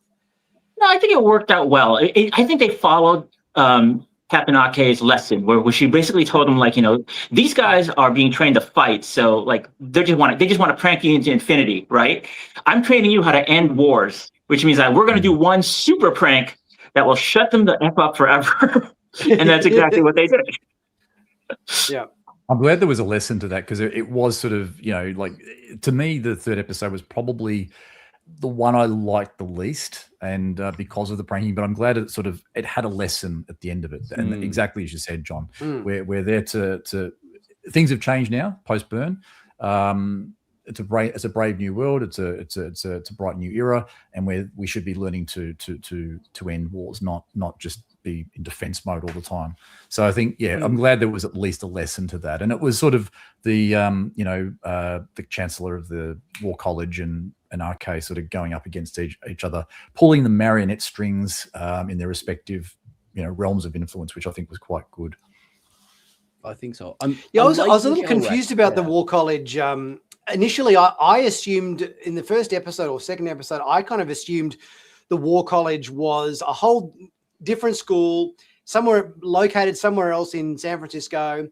And then obviously in episode 3, they're sharing classrooms, they're sharing the gym, they've got, phys ed class going on at the same time in the gymnasium. It's like, oh, okay. Like I was kind of a bit surprised, because it looks like they're completely sharing all the campus area and campus space. So I'm because they haven't actually kind of given too much backstory in terms of how the War College. They've said the War College was the main training ground or feeder for recruiting students into Starfleet and so forth post burn, but they sort of haven't really kind of said that Starfleet Academy has taken over the campus grounds in San Francisco from the War College or whatever. So I was kind of a little surprised at how integrated the two schools are on the same campus. Did you guys find that, or did you get that right from the get-go?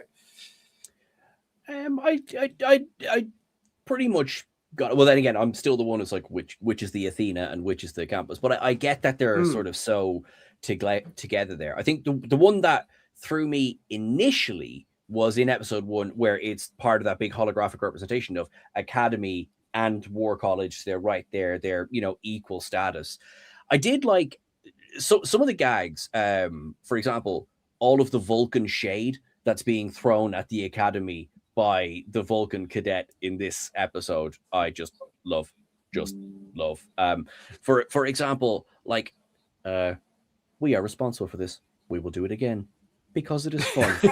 And I believe you. And they found a strategy that works for them. Replacing you. Okay. Put some salve for that burn. And yet still gets in lines like, basically he praises them. They were able to identify where we were firing from using the gas. Like, it's very, very Vulcan. But I like how integrated they are. For example, the basketball scene. And you have Caleb and Jayden walking down the steps. Caleb spots Terima. So straight away, Jayden, I want you to distract the other 3 War College cadets. And they are so clearly obviously they're in the same stairwell, but they're in the same building, which then leads us to believe that they might not be in the same class at that moment. But if the War College is in room 2, then they've just come from room 5, but they're definitely in the same area. And Jayden is a funny guy. Jayden is he's a funny guy. He loves blood in his food, as we find out, which I thought was great. Like, it's just him naming off every type of blood he loves in his food. Yeah, like, I thought that was good too. Yeah, because obviously it's good to see that they still keep some Klingon-esque aspects about the character. He's not just I don't like to fight and I'm a bit of a bird watcher or whatever, So it's good that they've kept some Klingonisms in place. I think that's good. But he can also love bird watching and is a bit of a pacifist at the same time.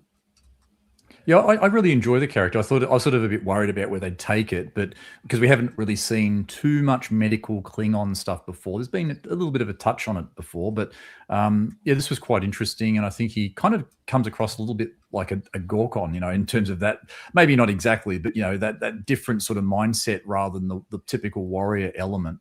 And he sort of, just some of the phrases he says, like when he said to Caleb about never leaving a friend alone in battle or something, just some of this stuff was really touching and really good. And they kind of connected straight away out of the gate, literally after Lyrith Thok had him doing, Caleb having doing push-ups and having his bag as a counterweight on his back. But those two have really connected quite well. And I do like the character. I think he's one of the most likable characters out of the series, I think.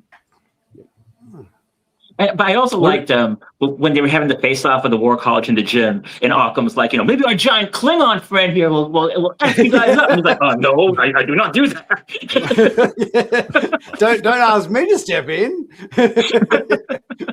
Of the 3 episodes, I noticed the voice modulation here. And I've seen Kareem sharing socials where he's like, no, a lot of that is him. He can drop his voice really, really low, which is impressive. But also, like, I would not want to spend a day speaking with that either. So I'm glad there is voice modulation available. I think there was a balance that was off in this episode, and it was at the start. Toward the end, it was fine, but just toward the start, it was like, ooh, I can almost hear the vibration. And so I'm not saying I'm glad he had a smaller part in episode 3, but I'm glad he had a smaller part in episode 3. But it's nothing to do with him. It's just because that's more to do with the post-production of the episode. Maybe didn't apply the correct filter, or the correct settings on the filter for his voice, or whatever they had to do to to make that happen. But what do you guys think? What do you guys think about Lura Thok too? Like just like in terms of her character, it's kind of like this. You Starfleet maggots, carrying on like that. It's kind of like when I first heard, I'm going, oh, gee, this is a bit to digest. And I think Nick's just obviously had a bit of Lura Thok moment there. That's what Nick thinks of Lura Thok anyway. Yeah. Obviously, he's out of here. He's just out of here. But it was quite. I found it quite interesting. Like I was there was some moments there where I was thinking it's getting a little bit OTT, but then there's this humor that's underlying with her character, which comes through. And I literally pissed myself laughing when they had the in the premiere when she's in the sick bay and she gets today is a good day to live, and she pushes. What's his name? Exactly, Sam? Jaden across, and then Sam says, "I'm good," in terms of "Don't thank me." Yeah, it was hilarious. No, the line that sold Lura for me was when she was dying, and Sam was like cheering on Jaden. And he goes, "What was that like? What was the exact line? But like, you are way too happy. If I'm dying, you are way too happy to be." I require less happiness there. I hear you. Yeah, that was great. She is going to tear your head. No, she can't tear your head off, but she wants to in that moment of time. That was. I mean, like, I never thought you could have the words Klingon, Jem'Hadar, and Cocklevan in the same sentence. Yes. Like, there's so much just we are doing this to make you laugh. And I like that they're committing to that. Like Gina Yashere is just like when I heard she'd been cast, I was like, I love her stand-up stuff. And initially, because I think it was as recently, I think it was the Entertainment Weekly article where I went, oh, so she's Klingon Gemini. I didn't know that at this point. So I was thinking, is Gina Yashere going to play in Starfleet Academy? Just assuming it would be Gina Yashere in a uniform, which I suppose it is. But, also like, with also 800 years of questions on your back. The interview where she obviously knows what she's doing as well. She's like, oh, everyone giving out about the fact that there's a female Klingon or a female Jem'Hadar. Well, I don't know. It's been 800 years. Do you think maybe some things might have happened? There might have been some evolution. Like, thank you. Yeah. Thank you for addressing it like that. And we do know comparing up with Jem'Hadar. her and but I was just to say she's not actually her Tig Notaro, Jet Reno as a couple. Yes, yeah. That was nice. Yeah, I like that. That was good. Like good soup. She calls her kitten. Yeah, I love that. Yeah, Kitten. Yes, it's okay, kitten. Everything will breathe. We'll get some Gark later on. Yeah. Yes. But just coming to the point, she's actually not a female Jem'Hadar. Her mother was a female Klingon. Her mother was Jem'Hadar. And I think that's her mother was right Klingon. choice. Her father's Jem'Hadar. Yeah, that's what I meant to say. Yeah, if I didn't, but it was. I think that's probably the right choice because you've got people going, about there's no female Jem'Hadars, and I think a lot can change in eight centuries, particularly after Odo's been in the Great Link and so forth. But I think it was probably the right choice to play to have that that female Klingon aspect and the male Jem'Hadar just in terms of her lineage there, and it was quite interesting. And gee, that would have been quite an interesting wedding night between those two. Yes. Oh well, I mean, I don't want to know, by the way, but what's going on between Lura and Jet behind closed doors? How does that work? Again, I don't want to know, but how does that work? Listen, Jet Reno is an engineer, and enough said. Oh, she's an engineer. Very true. Very true. One thing I really excited as well because she's so funny, she's brilliant, but like visually, she's very Jem'Hadar, right? So like she's obviously that's what they've leaned forward with, but she and Jaden are the two Klingon characters in Starfleet Academy as well. So like I'm looking forward to seeing unless you include Paul Giamatti as half Klingon. Yeah, to be fair, I mean, he's not in the Academy as Lura is. So 100%. Yeah. He is also, however, an asshole at this point. So we're just going to leave him in the sin bin for a little. We're going to leave him just floating through space.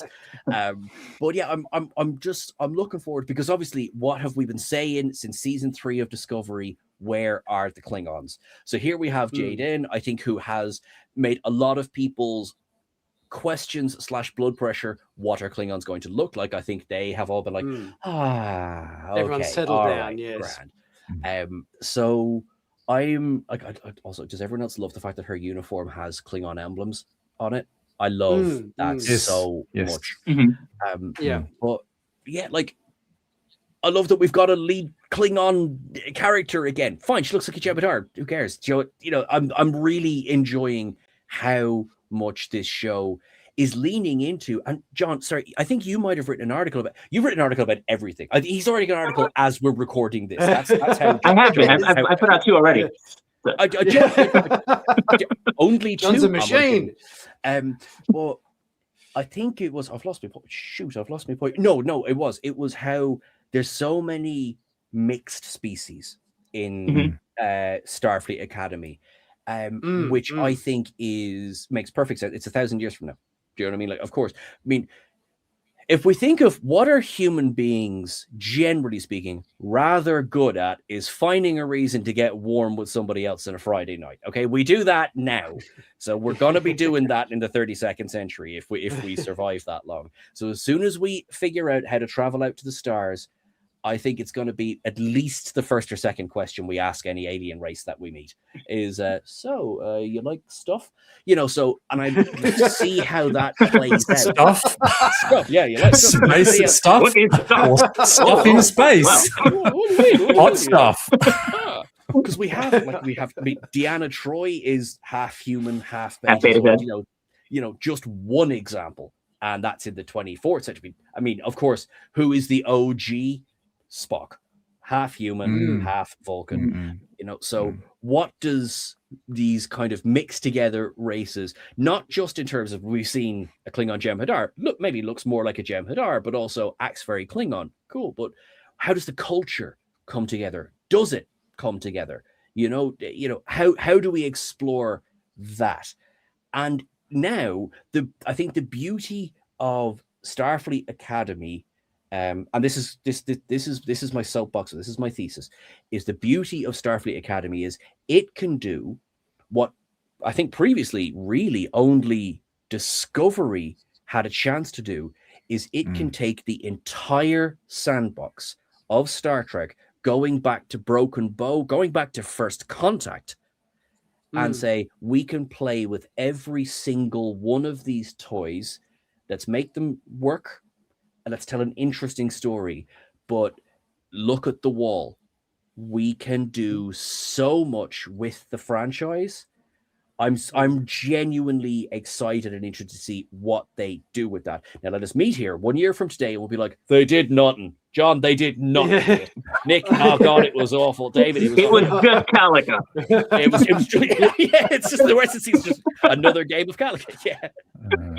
I think just going forward with the remainder of this season, I'm what I'm looking forward to most, I think, and I'm hoping that they go there, is in the last couple of episodes, love the pilot. The pilot was fantastic, and I've enjoyed the second and third episode as well.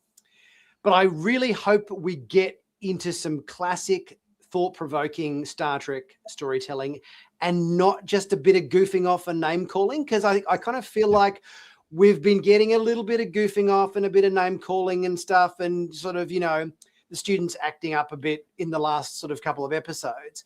But I really want to see some of that real thought-provoking classic Star Trek storytelling that we all love, because I hope that we're going to get in a bit of depth in that capacity, and the whole show isn't going to be kind of light and bubbly and a little bit more of that superficial, just students goofing around at school kind of mentality, if you know what I mean. What are you guys looking forward to? Is that a concern or a desire from you guys as well? Oh, I mean, for me, yes, absolutely. I think the really more intellectual, moral quandaries that we love from the TNG era specifically is what we're all kind of craving from this current era of Star Trek, which we get little bits of it here and there, but not consistently, and never quite to the depth of some of the really, really great episodes of TNG and DS9 and Voyager, and to a degree Enterprise also. But if any show can do it, this is the show. I mean, it's specifically about these young people learning from the mistakes of the past and trying to improve upon it. And how do you do that? Well, you bring up mistakes that were made by your predecessor, or you're faced with brand new things in this new galaxy with all these new situations and all the political turmoil that exists in the 32nd century in this era. So if there's any show that can do it, it's this one, and have it really mean something. And I think the writing has been pretty solid so far. I mean, they've spent a lot of time developing the characters, which is really great. So I hope they kind of go outward and now present problems to them, as opposed to having everything generated from within their inner conflicts and their character conflicts. John couldn't have put it Sean and better. David? I'm like, you've pretty much said what I'm looking for from the show. So Yeah. Sorry. David? I think for me, we're sort of not canon locked. Like, I guess we've opened up one end of the canon lock, if I can put it that way. So in past series, we've got bookends. Now the bookend is taken off one side, and I think that gives quite a lot of scope. And a lot of be great to get out there into the galaxy. I think these few episodes we've been stuck in the sandbox, and we needed to, because we need to get to know the characters. But I'd like to see them get into the ship, go on some of these missions, as you said, John. Have those quandaries with ethics and things like that. See the characters grow.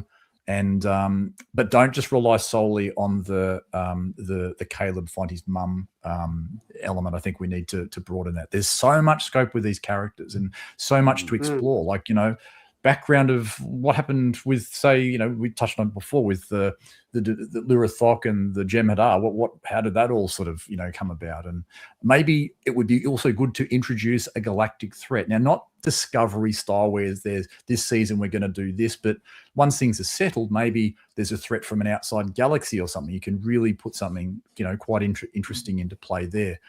So much scope to do it, but it needs a couple of seasons to really mature. I'm glad that they've got the 2 seasons there to give them the chance to do that, rather than this, it's looking a bit shaky, guys, let's pull the pin on it. And then, you've invested that time, and then it's like, well, that was just a waste of freaking time.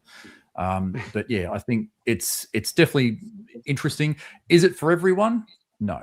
And I think with the franchise, and this is probably diverging into another area, we do need to have something that caters to the legacy fans. I think this is good it's a good way of getting new fans on board. There's going to be something for established fans for sure, but there are a lot of people where they just say, this isn't my cup of tea. And I think we need to cater for that in the ice cream shop. Lots of flavors in the Star Trek ice cream shop.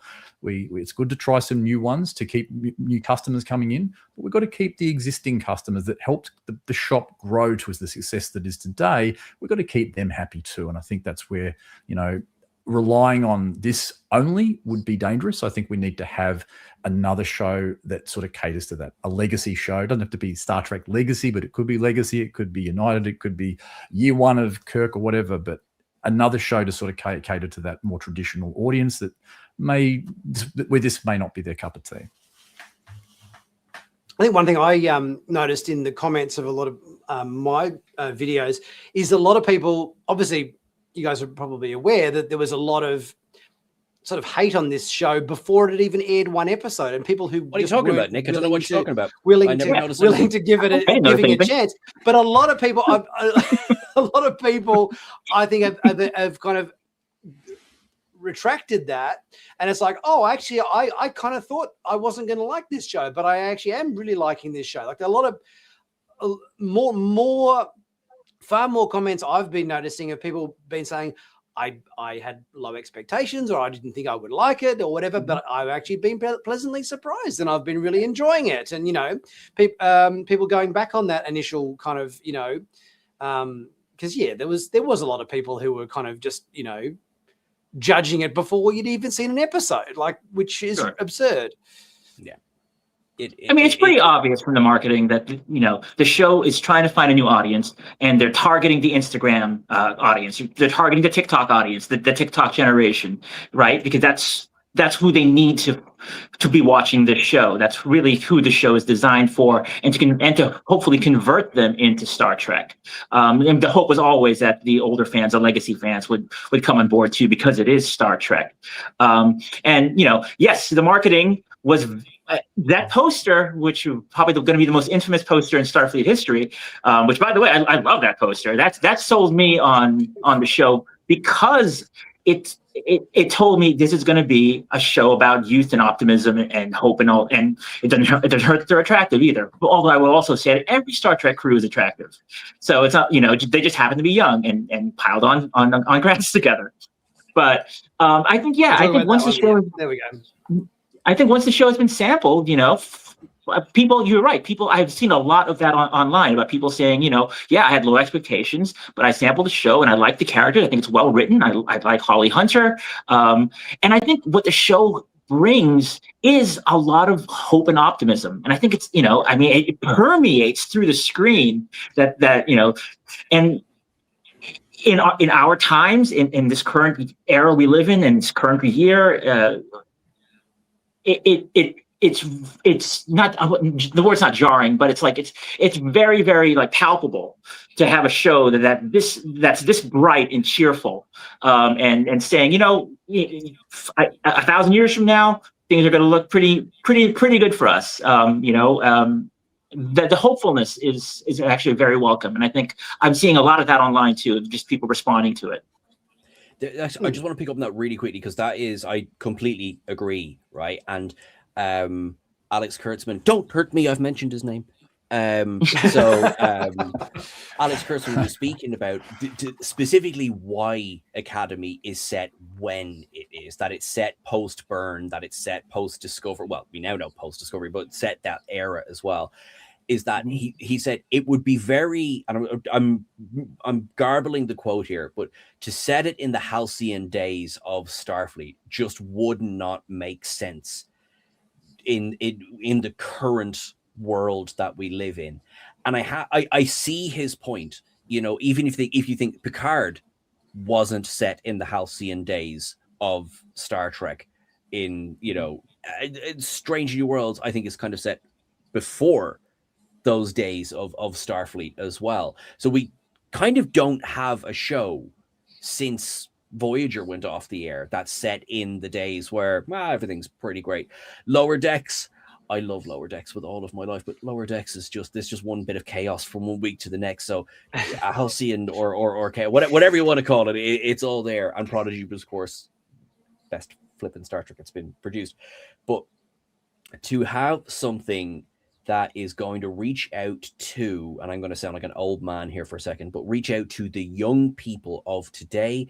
It's doing what TOS and the next generation were doing in the 60s and the late 80s, early 90s, is it was giving you hope that we will get past what we're doing now.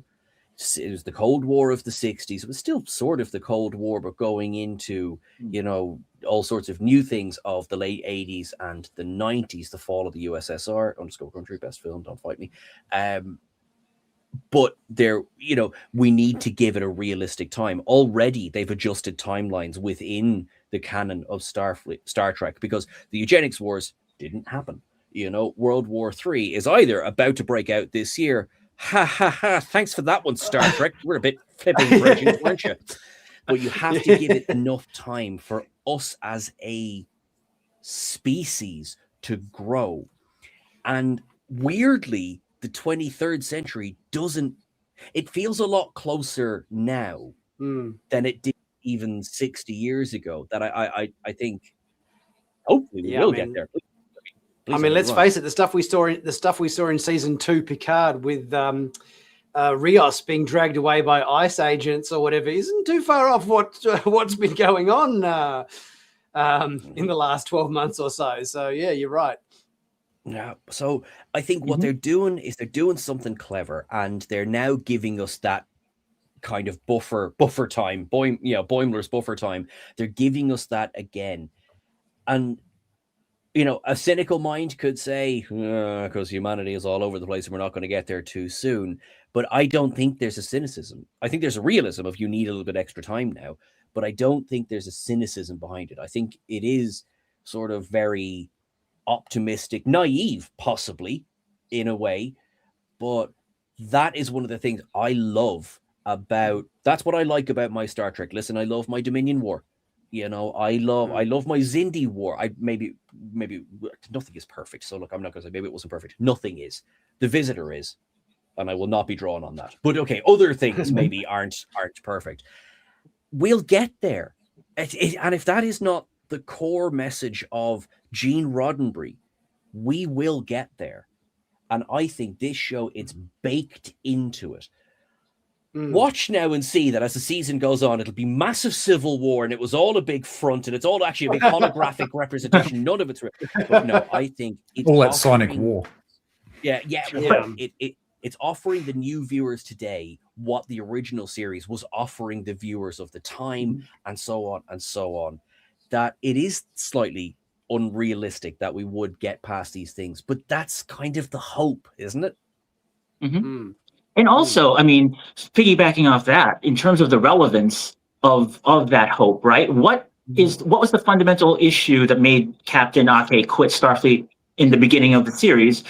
They separated a mother from a child, which she thought was just fundamentally wrong. And like, what's in the headlines basically every day,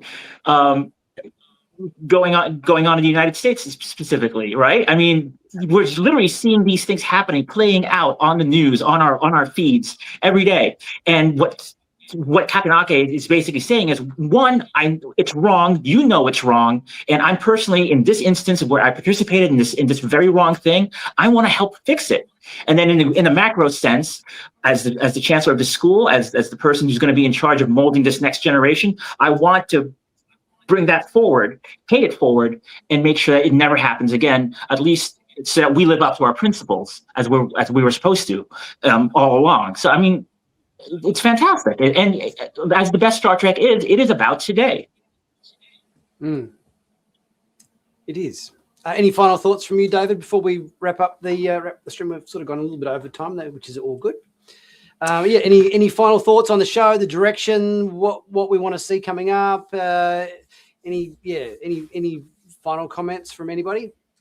Maybe one thing I was a bit conflicted about whether to raise this or not, but I thought the red carpet event that we had for the premiere was a bit of a misstep in some ways. I think there was a bit of a missed opportunity there where it kind of it razzed up some of the negative elements, and it could have been an opportunity to sort of like introduce us to the cast and have a little bit of a connection with the show and their characters. And I think that kind of got a bit misstep. It was a bit of a misstep.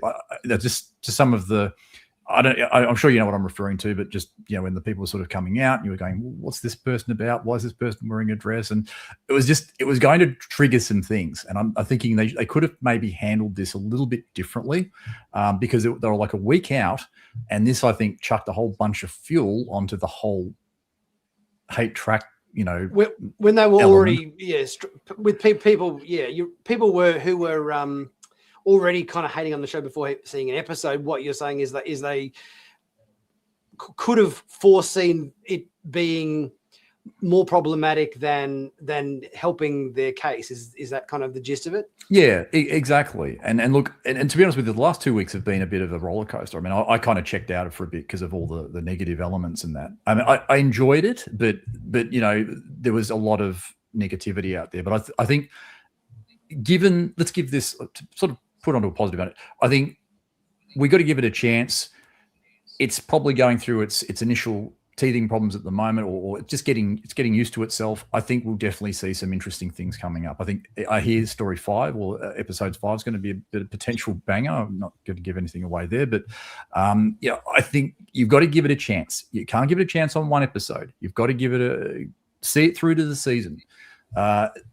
Give it a chance. I think that's the key message I would say. But I'm enjoying it. There's some things that I raise an eyebrow, a Spock eyebrow about, and there's some things that I'm laughing out loud off, and there's some things that are really I'm finding fascinating and interesting. But I think bring it on. Let's see how it plays out over 10 episodes, and looking forward to it. Sean and John, any final thoughts? John? Or to quote then Admiral James T. Kirk, young minds, fresh ideas, be tolerant. Everyone. There's gonna be new things. There's gonna be things that we're like, huh, what's going on? And I to kind of say, like, the people writing and making this show, they had the benefit of knowing, well, I know what I'm going to put in episode 9. We're watching it week to week, and I'm enjoying that. I mean, like the best television, I like seeing things pay off. I like things introduced and then paid off later on. And I'm looking forward to seeing what does pay off and how much they've been, frankly, playing with us. I'm with you, John. I love that poster, and I think that was you're all expecting 90210. I'm going to give you this, and oh look, it's actually not that. So playing with expectations. I'm enjoying that because I love being wrong as much as I love being right. I love being wrong in a good way. Like I thought it was going to be this. It's something else altogether. Brilliant. Because I don't want to know what's happening before I see it. You know, I'm one of those people. Right. So yeah. So Same here. that's what I'm looking forward to being surprised. I think is another thing I'm looking forward to. I mean, I would say, speaking on older fans and whether they should watch it, you quote Admiral Kirk as well. When I watched the show, I think back to the end of Star Trek II, I feel young, right? So, No. And it's not a bad thing. It's not a bad thing. And I would say that if you're an older fan and you do sample the show, and maybe you find after a few episodes it's not your cup of tea, but there's a younger person in your life, a teenager or college age or even younger than that, get them to watch it because it's the Star Trek for them. And it doesn't matter how you get into Star Trek and what your gateway is. It's the most wonderful franchise. It's the best franchise in the world. I stand by this. And however you get into it is what matters is that you get into it and you understand and you become a Star Trek fan and you hopefully live and the virtues and the values of the Federation, because it's a great way to live. It's a great way to see the world. It's a great way to see other people. Indeed. Yeah. And on that note, we'll wrap up the stream for today. John and Sean, thank you guys so much for coming along today and chatting about Starfleet Academy. It's always a pleasure to have both of you on the channel. Thank you so much. Thank you. This is great. Thank you. This was fun. I enjoyed this a lot. Thank you. Obviously, I can't stand John, but the rest of you have been lovely. Yeah. I've actually purposely been not looking at Sean the entire time, focusing away from the little square of him. I noticed it. I just bring out of my notes. Well done, John. Well done. Yeah. Yes. No, and thanks everybody for coming along today and being part of the comments and everything, chatting away as everyone does. Great to see everybody and being part of the audience and interacting and everything. That's been great as well. David and I'll be back with videos coming up and everything on the channel. Be sure to keep an eye on them and obviously keep an eye on John's articles in ScreenRant and all of Sean's great videos on TrekCulture. Thanks for joining us, guys. Live long and prosper, and we'll see you on the next one.